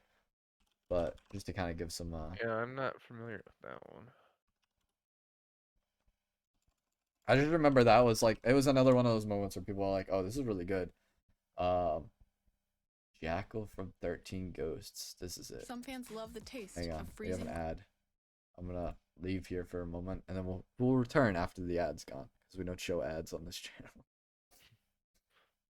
It's got to be done by now. 13. It's like 30 seconds. Okay, yeah, it's done. Timed that perfectly. All right, this is 13 Ghosts. I think this looks like the one that I'm talking about. I want to show you. It's like this jackal that just is like. I thought it was so Man, terrifying. this movie looks hammy.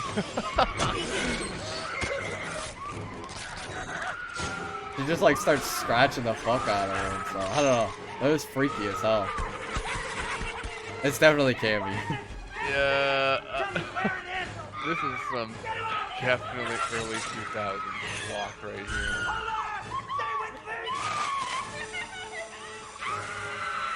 Man, It's such a long scene too. It's so good. Oh, the cube. Like, it was campy, but it's good. Like I thought it was good. It was better than the 1961. So, in my personal opinion. yeah. I don't like. I think 1960s camp is probably more enduring for me than Yeah, the 2000s. 2000s. I Yeah, could see that. because like when for me, like kind of like old campy horror movies from like the 80s, 70s, like even 60s, like they're not good, Hmm. but you can tell that they were just doing it because they like love it. Uh, and with a movie like that, that movie is like so sterile looking to me, and it's like definitely just like this studio project that like nobody really gave a shit about. So like the fact that it's bad is like less of a positive for me, I guess. Hmm. Because in some cases I'm okay with. I would rather a movie be bad than just completely boring. Yeah, I could see that. But I can agree with that. um, yeah, I that's why I think 80s camp is more acceptable, at least for me. Is because it was really just people trying to make a movie instead of not trying, I guess. Hmm.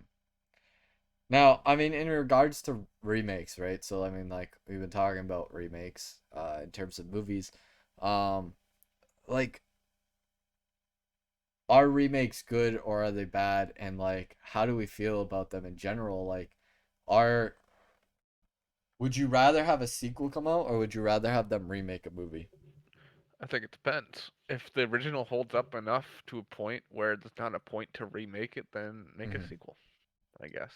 Or don't do anything, just leave it alone. That Yeah. is always an option. You don't have to make a sequel or remake it. It can just exist on its own without anybody doing anything to it or touching it. Hmm. Just So leave you're it alone. saying if a movie like stands on its own 2 feet still, like there's no reason Yeah. to touch it. So like for instance, one example I could use right now would be though The Fly is technically a remake. It's Hmm. I like the newer one, Yes. but obviously the effects in it are definitely dated.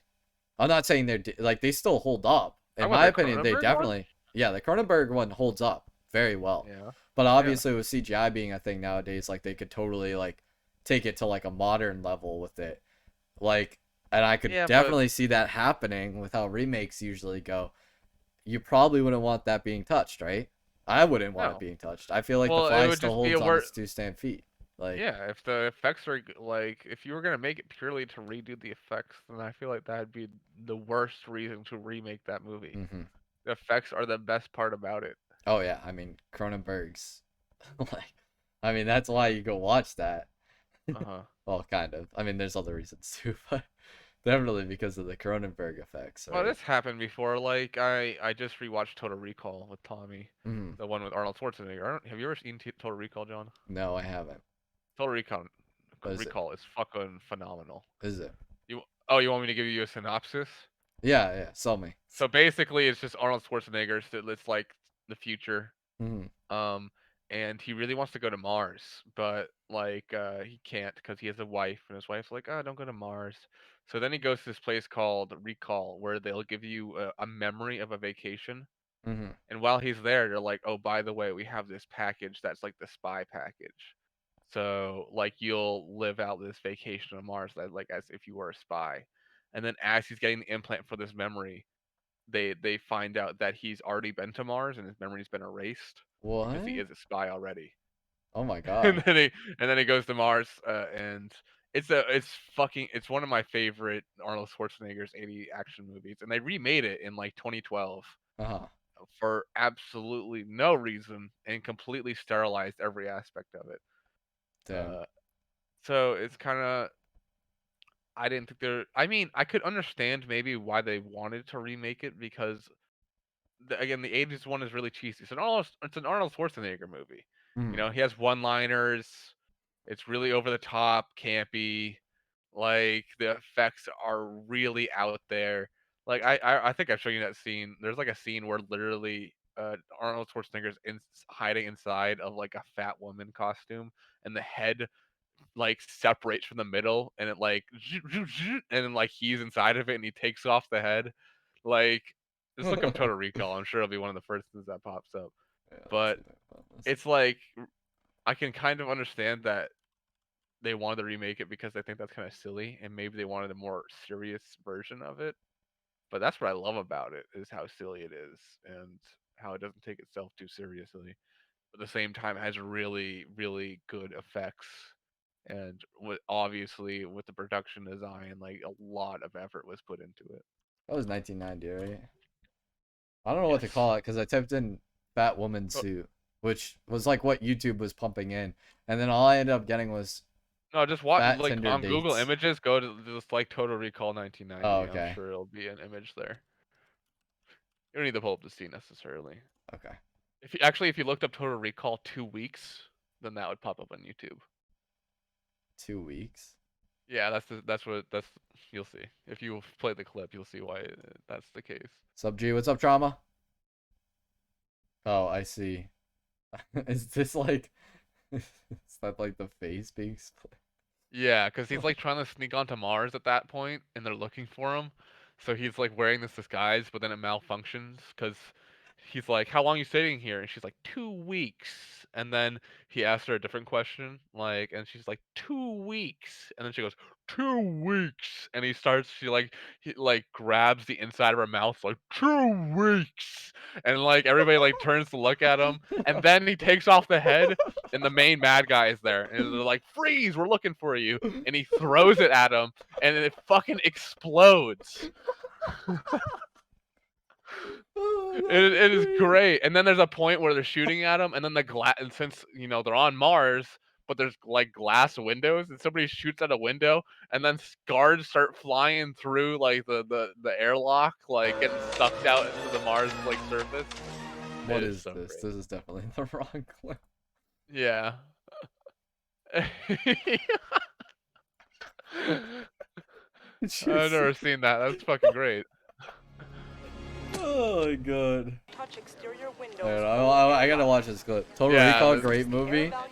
yeah. Yes, we're talking about sequels, remakes, and reboots. So they did reboot this movie. Did they? Okay, when they did the remake of it, or was it a reboot? I Like, haven't seen it. Did they I don't know what they incorporate did with this? this. Or I like, doubt was it. it not the same? It was like if you look at just any footage from that movie, it's like a very sterile, like white and gray, like sci-fi future. I think as far as Oh, I this could clip. Oh tell. my god, this clip is so Stay long. on Mars. 2 weeks. Look at that shit. Yeah, because they're talking about like other stuff that's happening in the plot. The Martians love Kawato. They think he's fucking George Washington. Kill the bastard. Quado lives. Yeah. Weeks. Excuse me? The scene's really well done in the way that it's paced. I'm just like skipping a little bit. Because I just want to see the part that you're talking about. That's the bad guy.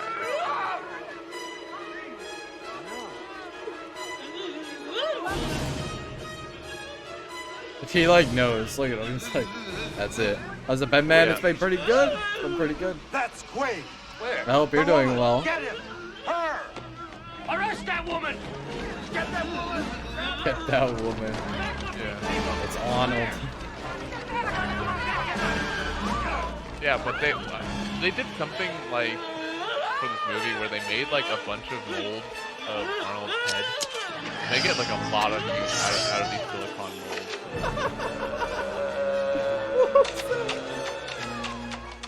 Look at that face.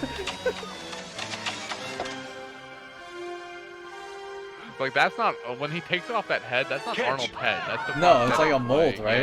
Yeah. Get ready for a surprise! It goes, get ready for a surprise. Yeah.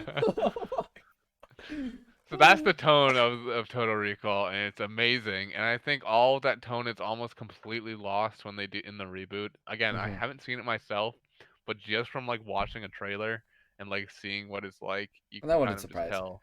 Yeah. That tends to happen a lot. Like, just like what we were talking about with sequels, where the sequels end up always, or almost always, being like worse than the original. Like, remakes always end up being like bad.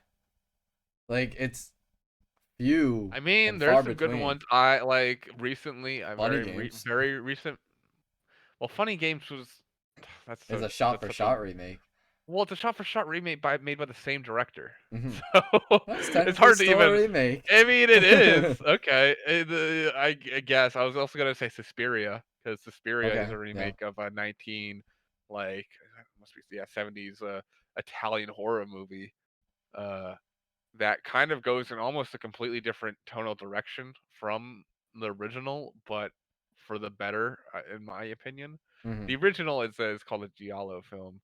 Uh, it's like very bright neon colors. Like all the lighting is super bright neon, and the sequel kind of barely retains it. There's Mm. only a few scenes where they use really harsh colors like that, and it's more of kind of like a gritty, like more horror and oriented horror movie, because technically the original was a horror movie, but it was more kind of like for the visual like flair of it.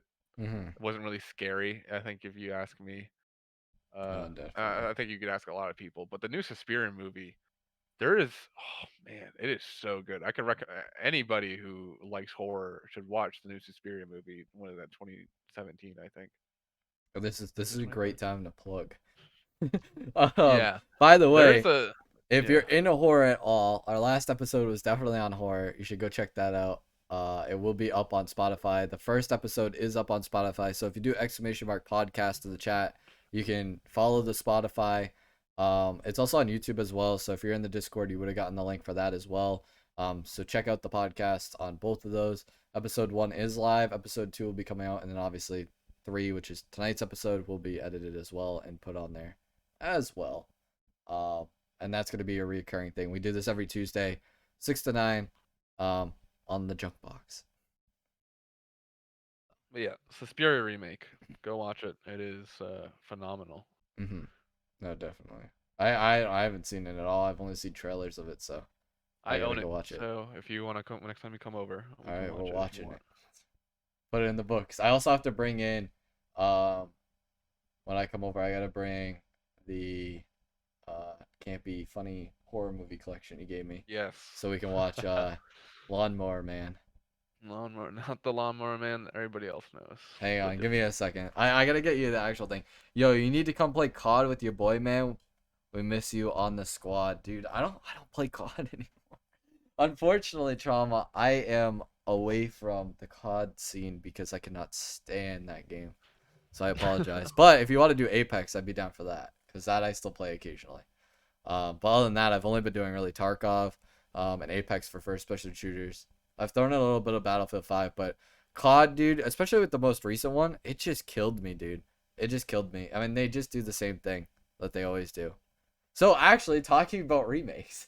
I was gonna say. Yeah, we could definitely video work game. that in. So, COD is notorious for sequels and remakes coming out after each other. And obviously, Modern Warfare was a remake of the original one. And now, Cold War, which is a new, I guess it's not really a sequel or a remake. It's just kind of like on its own, but it's still part of the COD genre. So I guess you could fit it into a sequel, just different war. Oh yeah, I think it's a sequel. What they did basically, okay, so they did two things with the last two CODs, in my opinion. Modern Warfare was supposed to be like, hey, look at us, we got the graphics that like Battlefield has, and we can make a super realistic, like redone version of the original Modern Warfare, which stands up and it worked, except it didn't, because the problem is COD's community isn't the same that it was back in the original Modern Warfare. So the problem is that game gets always killed multiplayer wise by its community, and the campaign, I watched a playthrough of that, is way worse than the campaign ever was in the original Modern Warfare. So even the single player experience isn't good. So you either deal with like COD's community, which is a bunch of crying children, dare I say, or you deal with poor campaign. And now, because that didn't seem to work, or they didn't feel it worked very well, they went to COD's community is what ruins the game. No, it definitely is. Yeah, I agree. I couldn't agree more. And that's exactly what happened with the new one. I mean, and also, I don't like the new one that much because they tried to go back. Like I said, so Modern Warfare was like, oh, look at us. We have these flashy graphics. We can make it like really high definition and really cool. If you put that next to the newest one looks like a cartoon, which, so they went back to like their arcade style graphics of the earlier releases, like the earlier Black Ops, which is fine, but it just feels like the same game. It's just COD. They're all COD. Like, there's Yeah, no I way around mean, it. It all feels just like an arcade shooter. And so if I'm gonna buy a new one, or if I'm gonna play the latest COD in the, like, you know, if I'm gonna play like the newest, latest one, it has to have something that's cool to me and pull me there. And frankly, the graphics feel like they're right out of like Black Ops 2. And yeah, maybe I'd be interested in playing it since it's the new one. But the problem isn't that whether or not it's good or whether the gameplay feels good. It all comes down to, at that point, because it's basically the same game, how good is the community? Like, community is like awful. Like, I don't know why you'd ever want to like I mean, basically, when I go play Modern Warfare, whenever I do actually get a chance to play it, and I actually feel like reinstalling it, because right now it's uninstalled, which my hard drive is thanking me because Yeah, I it's was like gonna say 300 gigabytes. you lifted like 200 Yeah, pounds off his my chest. hard drive is like, oh, thank God. But when I do feel like reinstalling it, like I literally have to go into settings, and the first thing I decide to do is to mute everything besides gameplay audio, because otherwise you have chat, you have voice comms, you have everything, and especially with crossplay now being a thing where everybody's just like hot micing, like open mic, like because console players don't have the ability to do what we can do with like push to talk. I mean, they do, but they really don't. The mute button. Yeah, it's like a mute button. So it's not like the same thing. So because everybody's just got open mic, oh my God, it's just killer. It's so killer. Yeah, but So on that point, if you're putting out a COD game every year since when did that? I don't know. How long they've been doing that for? I Like mean, at least a decade. 2003, Yeah, if you're gonna 2002. put out a COD game every single year for almost 2 decades, then it's bound to just get stale. And like, of course, you're just milking it dry. That Hmm. that cow has been dead. You are now just milking a dead cow, You really and are. it's They're just it's milking the propped up by community. sticks. It like just let it die. It, Just like it kind of. I remember when they were trying to make it different, people just cried about it. hmm hmm They that whole with the movement abilities. Then they backpedaled like all on the ground. Like, yeah, well, as a result of making everything on the ground, nothing has changed. hmm If you ask me. hmm So it's just people wanting the same game again.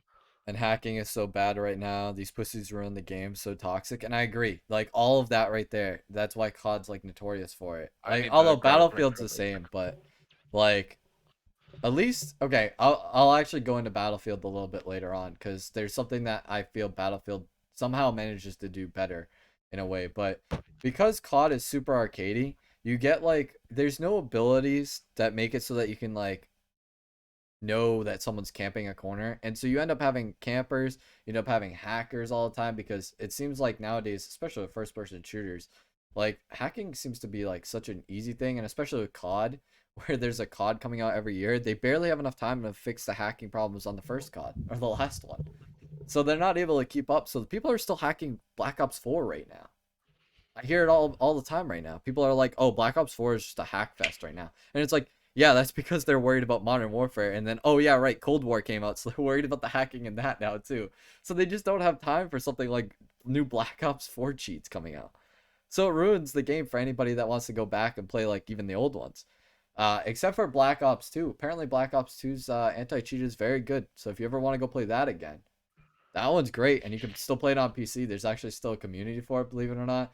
I installed it a while ago, and it brought me back to being a little teen kid playing some Call of Duty, like the good old days, back before I feel like all the shit broke loose. I feel like that was the last good COD, in my mind, was Black Ops 2. I felt like that was Like, so good. yeah, I don't know. I feel like I would say the same thing, but also I feel like my judgment is very clouded by nostalgia Preach. because I played a lot of that game. True. I can agree with that. Although nostalgia wise, so Battlefield 1 for me is probably the best Battlefield. I didn't like Battlefield 4. I know a lot of people like Battlefield 4 over all the other ones. I think 1 was better, but I guess well, for that I instead of nostalgia being for the later game, which would be Battlefield 4, which came out before, or like what was it? The company one. Is it called the Old Company or something? I don't know. I never really played Bad that one. I Company. only played it at a friend's house a couple times, and I was just like, That was it's okay. Bad Company. That was the one where they introduced the destruction like Yeah, physics. that's what that one was big for, which I did think when I was over my friend's house way back in the day. I thought that was really cool. I was like, oh, that's neat. Like, that's gonna be huge. Actually, one of the if so, I was gonna talk about that because one of the reasons why I went into game design was because Battlefield's destruction when I was a kid really got me super interested in that. I thought that was such a cool and revolutionary thing. Thank you for the lurk Robo. Um, so, but what I was gonna say in regards to camping, Battlefield, though there is campers occasionally that you'll run into, it doesn't feel as bad because the maps are so open.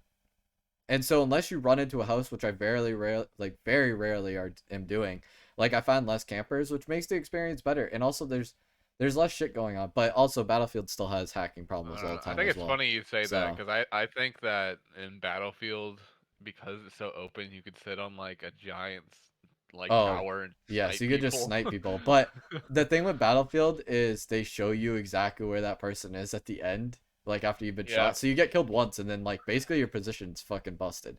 Because I've but tried I doing that see. and it doesn't work Yeah, very well. I'm just remembering from this is Battlefield 3 I'm speaking from because that's the one I played the most of. That Hmm. you could have like a respawn like beacon that you Yeah, can just respawn you still right where can. you were. Yeah, so yeah, I get what you're saying, but Nah, I feel like there's but some for opportunity me, to get there. I feel like Battlefield 1 was definitely more nostalgic to me because I like the nostalgic old weapons of like World War One with the planes and stuff like that. It felt fun to do. Battlefield 5 is not bad. I played every once in a while, but the thing I like about Battlefield 1 was like there was very rarely an automatic weapon, so it really came down to like how well your aim was in that game, which was like really cool. And I don't know. I just thought it was good. Um, I still go back and play it every once in a while, and I'd so much rather play that than COD because somehow the community is better in that, just Yeah. slightly. I wouldn't say it's great, but COD's community, I guess, just it breeds toxicity when it's not even needed. I think it's just because it's so popular. There's a lot of people Is who that why? don't. Yeah. It's just it attracts a lot of. I think it's also it's a lot of younger people that they. A lot of people gain that anonymity of Mhm. being online and not having consequences to what they're saying, so they just love doing it. Yeah, definitely. But Um, yeah, so in general, also, I mean, going with the podcast, but that is why I've actually kind of put down COD. I haven't even bought the newest one. I've watched a ton of people do it, play it, and it didn't do it for me. I think I downloaded it once when it was in early beta just to try it out.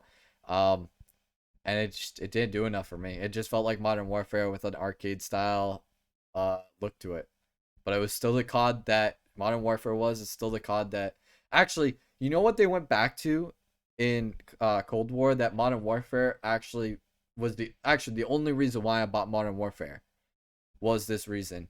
Modern Warfare had an actual recoil system. It wasn't simulated. So your gun actually went up, which doesn't normally happen. It didn't happen in Black Ops 4. And now in Cold War, they reverted it back because people said they didn't like how the guns handled. So they just like the idea of having a simulated recoil. And pretty much every gun in the new game is like practically a laser beam. I mean, some of them have a little bit of like a simulated recoil enough where like the spread gets larger. But in that case, then you just like kind of semi-auto it and it's fine. But Modern Warfare was the only one, and the only reason why I bought that one was because every single time you shot a gun, especially like the AK was huge. I remember like the AK, like if you could get a grip on that recoil control in Modern Warfare, it felt really good. So I don't know how often you do this. We do this every Tuesday. This is like a weekly thing. It's our podcast.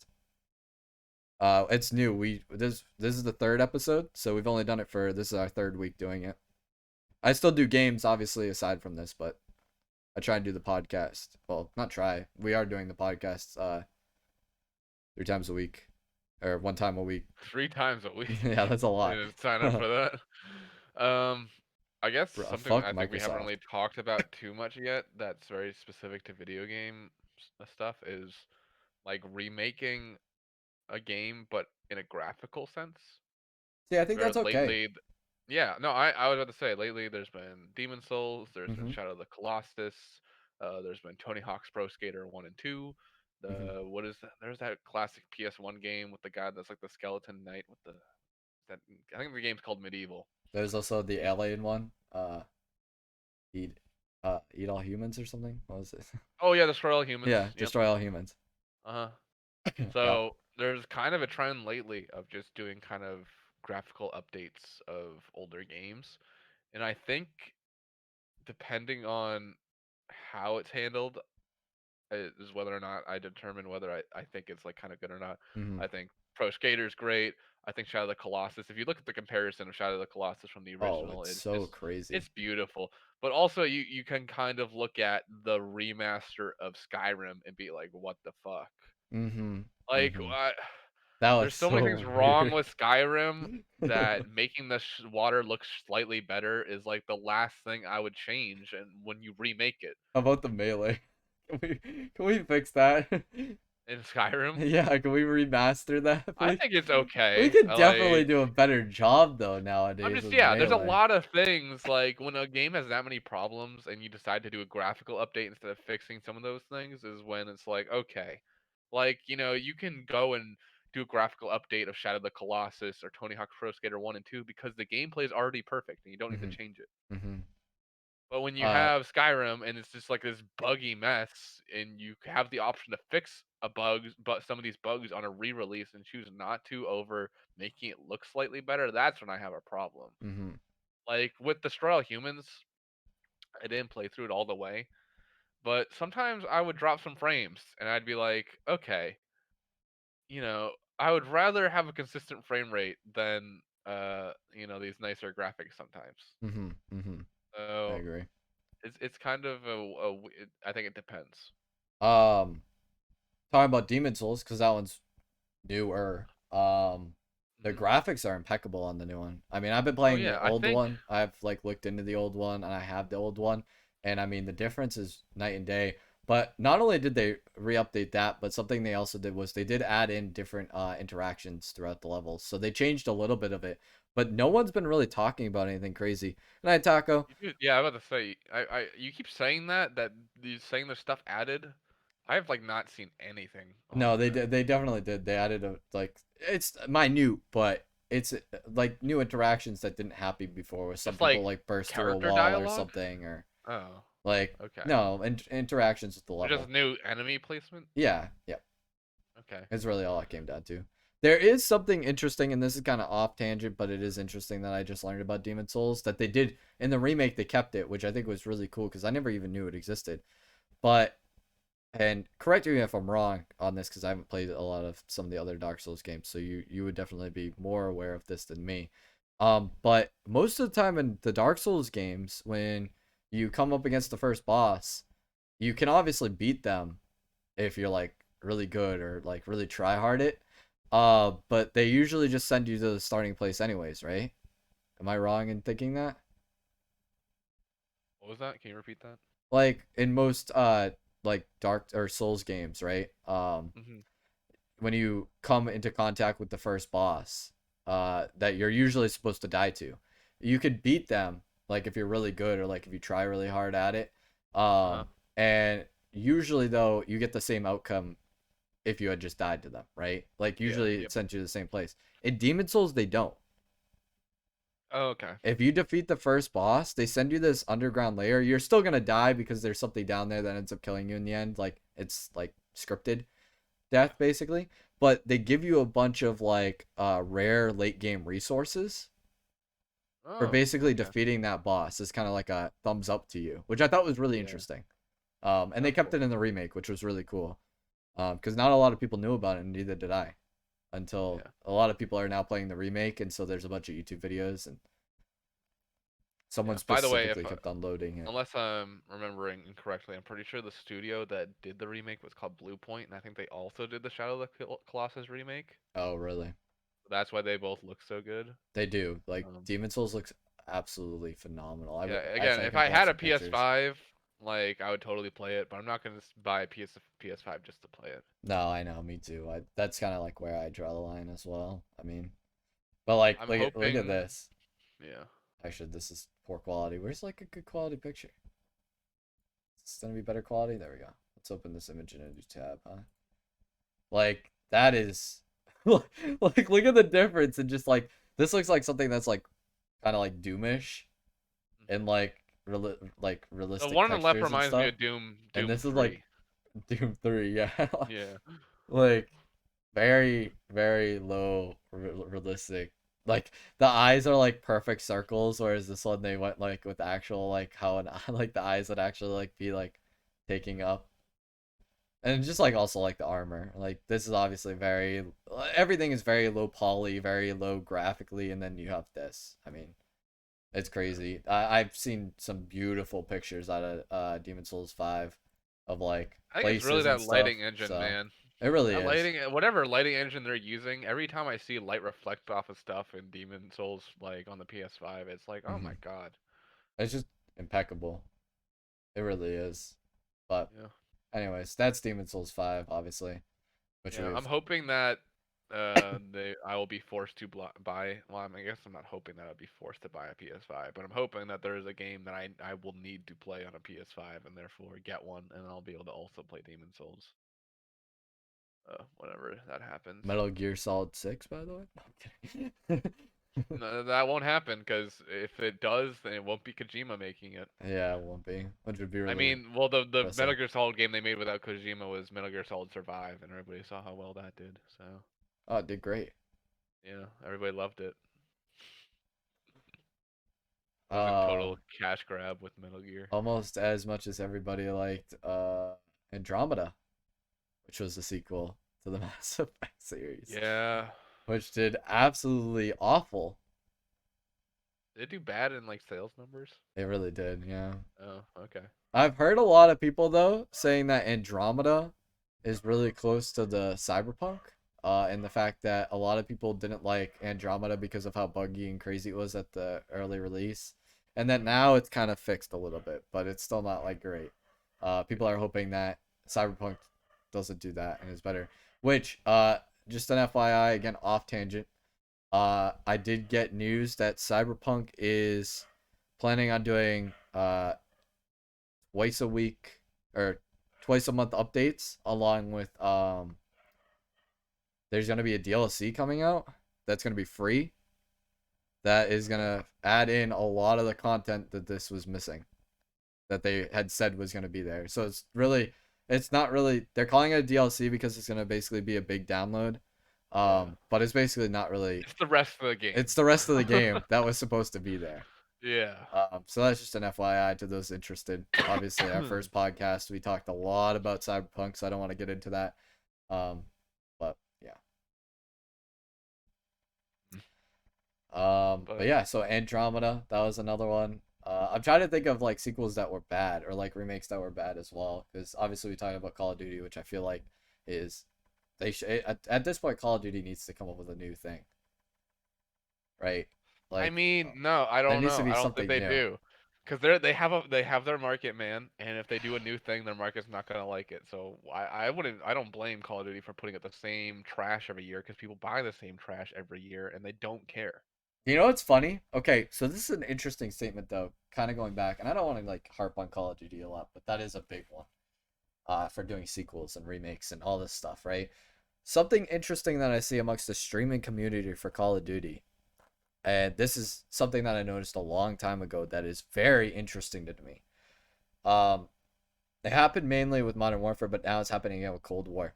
You'll notice streamers that initially started with something like Black Ops 4, they got into the niche of like this kind of like, they kind of fit themselves into the community because they played it so much, right? So this was their stream game, was Black Ops 4. And Black Ops 4 was notorious still for, I'm going to call it lack of sportsmanship, toxic community, camp meta, we'll call it, all this stuff, right? Also simulated recoil was back then as well. When Modern Warfare came out, and this tends to happen with all the CODs that I've played upon release have been like this, where the first 3 weeks after the release, even maybe the whole month, is the best experience you'll ever have in a release of COD. And the reason why I say that is everybody's low level. They're all trying to learn like the maps, the guns, how everything controls, all of that. So you see people actually running around, being aggressive, playing. There's not a lot of camping. I mean, you'll still come across the one or two. The community is still there, it's toxic, but the gameplay feels good. And then all of a sudden, after that month goes by, it turns back into that kind of like campy, like you might have that mentality to push, but other people are just like holding angles the entire time, and so they're just waiting for you to cross in front of them so that they can get an easy kill. And that happens all the time. It happened with Black Ops 4 when I did that one on release, and it happened with Modern Warfare when that happened on release, and from what I understand, it happened with the new Cold War as well. I know when I played it in early beta, it felt great. it wasn't good enough because I was just like, oh, this is just a normal COD experience. I heard toxic people already, and I was just like, I don't really have any interest in playing it. But it was the experience that I remember from Modern Warfare, and half the reason why I bought it was because I was like, or I didn't buy it was because I was like, this is gonna go to shit. But my point is, with all of this, is basically something that I notice among the streamers is they get used to that, and then all of a sudden a new one comes out and they actually hate the new one, the early month, the month that I love it. They're over there like, I'm watching people that I know that are streaming it, like regular streamers of the Call of Duty genre. They revert back, and I'll see them like when Modern Warfare came out, they were like, oh, I don't like it, and they come up with a bunch of excuses. I heard stuff like, oh, I can't control the guns, or someone was even saying that like it's super campy right now. And then like a month later, when it was actually campy, they were playing it again. But they, for that first month, they were just like reverting back to like the Black Ops. And now with Cold War, I'm seeing it again because Cold War came out. Actually, it's now they're playing Cold War. The streamers that I'm talking about, I won't use names that I've seen, but they mix it up now and they go back between Cold War and Modern Warfare. But when Cold War first got released, they were solely playing Modern Warfare because they tried Cold War a few times and they were just like, nope, this isn't for me, because it felt different, because it wasn't the same game, because the community hadn't figured out how to play it enough to make it the same game yet. I guess is my point, which is weird, because to me, like I said, the first month of each of those games was phenomenal, but not good enough for me to buy the new one. So that's sequels I though, don't. I guess. I just And think, I I don't guess, know. people like you're saying that early on it's more fun because people don't know what they're doing. Yes, It's what it sounds it makes like. people like run around and actually play the game because they're trying to like learn the maps and stuff, I feel I like, mean, I guess I and it was think there. what's happening there is that the way you want to play the game is not necessarily how it's played. I guess not. I'm a very aggressive. Like when I play Call of Duty, I Yeah, play at an arcade, like aggressive, just like run in, you kill maybe three, four, five people, and then like you maybe die, and you just reset, and you go, all right, yeah. new life, and then you go again, and you rinse, repeat, and that happens early on. But then after like the first month, it turns into like I said, it feels like every game is search, even if you're doing team deathmatch. Yeah. People are But the just reason holding that corners people and stuff. hold sight lines and they play like that is because it's a better strategy. It is, You but know. if I'm gonna do that, I'm not gonna play an arcade shooter like COD, because that's not arcade to me. I don't know. I think Arcade that's just the way shooters for me COD's is always just been, like man. run I in think that's just there the and way it run and is. gun, you know? I don't I know. think COD is a little bit of a looser version of something like Counter Strike, which is like really about holding Yeah. angles like Although 100%. like you held angles in Black Ops 2, because I didn't. I played all of my Black Ops 2 days like running around the map and like using like ghosts and stuff like that Yeah, to but we like were also maybe sprint 12. around and like kill people, I guess. But I didn't notice a lot of although I haven't played Uh, it. Well, I did play it recently. I didn't notice a lot of camping still in that. I don't know why. uh, I think there was just as much probably if I had to guess. It did have a ping But system in it where like if you shot, you could see them on the minimap. But that's usually standard in most CODs, but I guess maybe I just don't notice it as much. Because I know when I was younger, I noticed that. So if like someone was around a corner, like I noticed it very avidly that, oh, I just saw a shot go off there. So I was kind of more prepared to take that corner in case there was a camper there. Maybe I'm just not doing that now in my older age. I guess yeah, could be it the sounds like you reasoning. need to look around more. Maybe. Although now I'm playing Tarkov, and that is definitely enticing more look around Yeah. and understanding Also, the just sound. gonna throw out a sequel that is fucking amazing and people don't talk about it enough. Max Payne 3. I knew you were gonna talk Max about Payne the Max 3. Paynes. It is so good. Please go play it. I was gonna bring So up underrated. Max Divinity Payne on 2. a mouse, a keyboard and mouse is like nothing else. Really? Yes, because I originally played Max Payne 3 on a controller, and I thought it was good. And then I went and played it on a keyboard and mouse, and I'm like, oh my god, this game's I mean, amazing. keyboard So mouse makes everything better, right, guys? I mean, it's come on. also Max Payne was originally a You see, PC shooter. It wasn't even on consoles, so it makes sense that that Max Payne 3 feels better on hmm PC. PC Master Race, man. So that's what we're Hmm. talking about. What are you Uh, saying? I was gonna bring up Divinity 2. which is a Yeah, I great mean, I sequel to the haven't played first one. enough of Divinity And 1 to then, know if it's better or not, but it's a well, good game. I've played quite a bit of Divinity 2, and I watched a full playthrough because I haven't gotten the chance yet to play Baldur's Gate 3, which is technically like the follow-up to Divinity 2, and that looks absolutely amazing. They took what everybody loved about Divinity 2, threw in some D&D aspects and more classes, and it feels like D&D, like above all else. I mean, I know Divinity 2 has the D&D builder in it, but they could almost add that again to Divinity 3, or I'm going to call it Divinity 3, Baldur's Gate 3, and it would be like taking it to another level. That's how like good this, like, I watched an entire playthrough of like co-play it on Twitch. Which, if you're interested at all, I highly recommend watching his playthrough. You don't have to watch all of his videos, but you can get a good gist of that game. And oh my god, it's so good. It actually even incorporates, like, because they wanted to go with such like a D&D aspect, there's points in that game where you actually roll like physical dice, well, virtual physical dice on the screen in order to like roll for something. So it's like very much they like really wanted to push the idea that this was like a D&D style game now. Well, Baldur's Gate is, based off of D&D, and Mhm. is a very old style game. Like, It that's is. an old classic computer game. Well, they killed it. So, They absolutely killed it. And the amount of classes they have, I'm pretty certain they have something like 13 classes, if I'm not mistaken. that's cool. Uh, Is I'm that gonna game make out? sure. It Baldur's is. Gate Yep. 3? Oh, It's okay. been out for a while. Because I remember at PAX it was, they were showing it off. So, they have, okay, so they group their classes. So there's 4 groups of classes: warrior, Oh, it's still priest, early wizard, and access, rogue. apparently. By the way. But then the class breakdown is further. So a warrior can either be a fighter, a ranger, a paladin, or a barbarian. A priest could be a cleric, a druid, a monk, or a shaman. The wizard can be a mage, a specialist mage, a wild mage, or a sorcerer, and then a rogue can be a thief or a bard. So what is that? 4, 8, 12, 14? 14 classes technically? With all like separate abilities, by the way. Like some of them intersect, but most of them are like the reason why you'd be a fighter over a paladin or something is completely like they follow the D&D aspect. So they're completely different things. Like if you're a wild mage Watching this versus makes a me want to normal buy mage. this. What, Baldur's Gate? Yeah, it I looks mean, really I'd be good. down to play it. I have it. Yeah, I'm sure Tommy would be all We about could that we too. could totally do a live stream of that. Yeah. Yeah. Okay. Cool.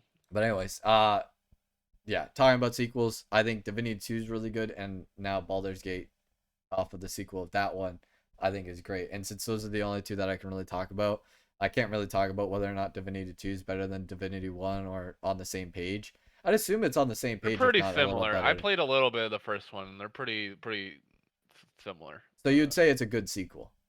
Yeah, Okay. because I think it kind of just expands on what the first one was. And that's good. I think that's yeah. Because that's kind of what you want. If you can't do anything drastic and dramatic, or you don't want to, you want it to expand on something enough that it feels like a new game and worth the money that people are paying for it, and yet be still interesting. Maybe provide a new story or something like that.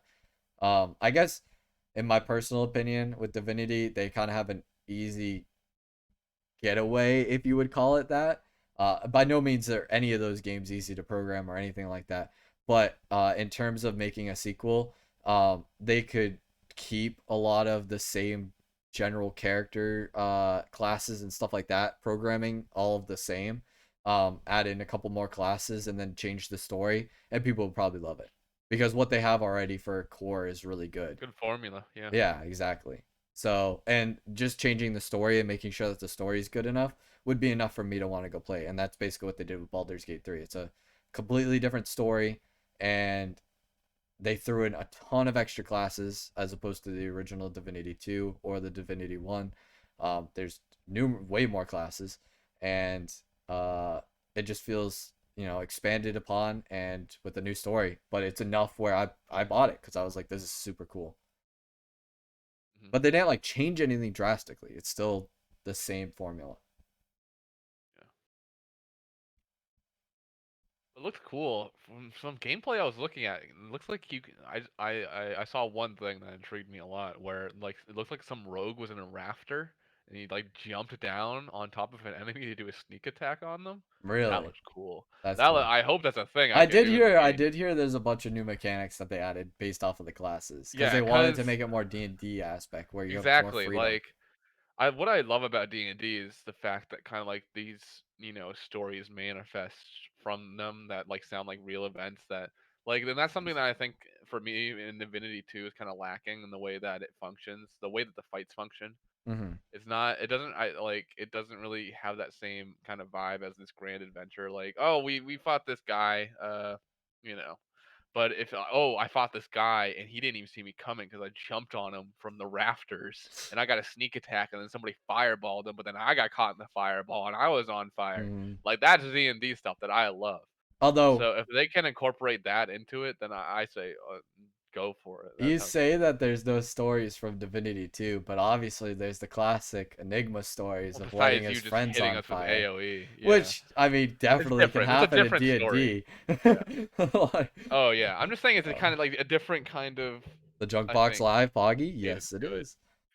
Yeah. Um, But and then like I there's a mean, story in D&D that I have where like I was DMing and you weren't in this mhm, campaign. Somebody like there's owl bears, so they look like giant bears but they're owls. yeah, I've seen them. Somebody like came up behind one of them and did like a attack from behind and it was critical, and I basically just described them as shoving their giant longsword all the way down the the asshole of this owl bear, and the noise made was whoo. That's great. So it's like little things like that, and like and then the character that did it was like, I don't even want to do that, that's kind of gross. Snurp says, I But do be listening to it when I be working. Exact. That's what we want. That's what we want. We want this to be something. I actually I guess the right word would be vetted it. When it originally went up on Spotify, I listened to it at my house all the way through to just make sure it sounded good on Spotify. But then I was like, most people listen to this in their car, so I specifically went out to lunch the next day and went for an extended drive just to make sure it sounded good in the car. Because I was curious. I want to make sure it sounded good. So if you're listening to it at work, props to you, Snurb. Thanks for being a listener of the Junk Box. We definitely appreciate it because we want to make this a reoccurring thing. And obviously, continued support is a good um, reflection of what we're doing. So we do appreciate it. And that goes for anybody that's stopping by here on the live stream or that's listening to it on Spotify for sure. Appreciate it. Because not only does it take time to put this together during the actual live segment, but I think it also takes time for Corny to do the editing on it and for it to be you can call it uploaded and all editing. that. So I mean, it's still time. Yeah, So I mean, having any sort of following with that is good. It means a lot to the time that we take to make this possible. So, with that being that being said, said, yeah, are we gonna wrap up uh, soon? I think, or you yeah, got anything else to talk about? that's basically it for me. I mean, we could kind of brainstorm, I guess, at the end of this if we wanted to on what our next topic could be. Did you come in with any ideas this time, or no, you No, you know didn't? me. I just wing it. I may, Put up a poll, see what people want. I don't know. I could do a poll. I don't know how many people are actually active. Gonna vote on it. If you guys are active right now? I know we had Snurbs and Trauma here as well as Taco, etc. Is there anything that you guys would like to hear about in our next segment specifically? And if not, then we'll obviously come up with something as well. Eventually. Sometimes I know last time we brainstormed at the end and we were just like, I don't know what to do next time, whatever. And then we literally ended and I was like, what if we just do like sequels and remakes? And we were like, yeah, that sounds good. So Mhm. it could be happening. I I don't wish know. we could like almost play something while we're talking about it. What do you mean? I don't know. Like we just like picked a video. Like I mean, I guess that wouldn't really be a podcast at that point. like a video game we both really like, and then we Mhm. just like play it and talk about it. I think it would work better if we were in the same room, but That would be more like a game review or like a I movie guess, review kind yeah, of thing, yeah. right? Hmm. Like I know Ko started doing this like book club basically where him and his chat and everybody else reads like a book, and then like the next month he'll have a special like episode of the book club where like he comes on with like two other guys that read the book and they discuss the book and how like good it was and the chat's involved and all that.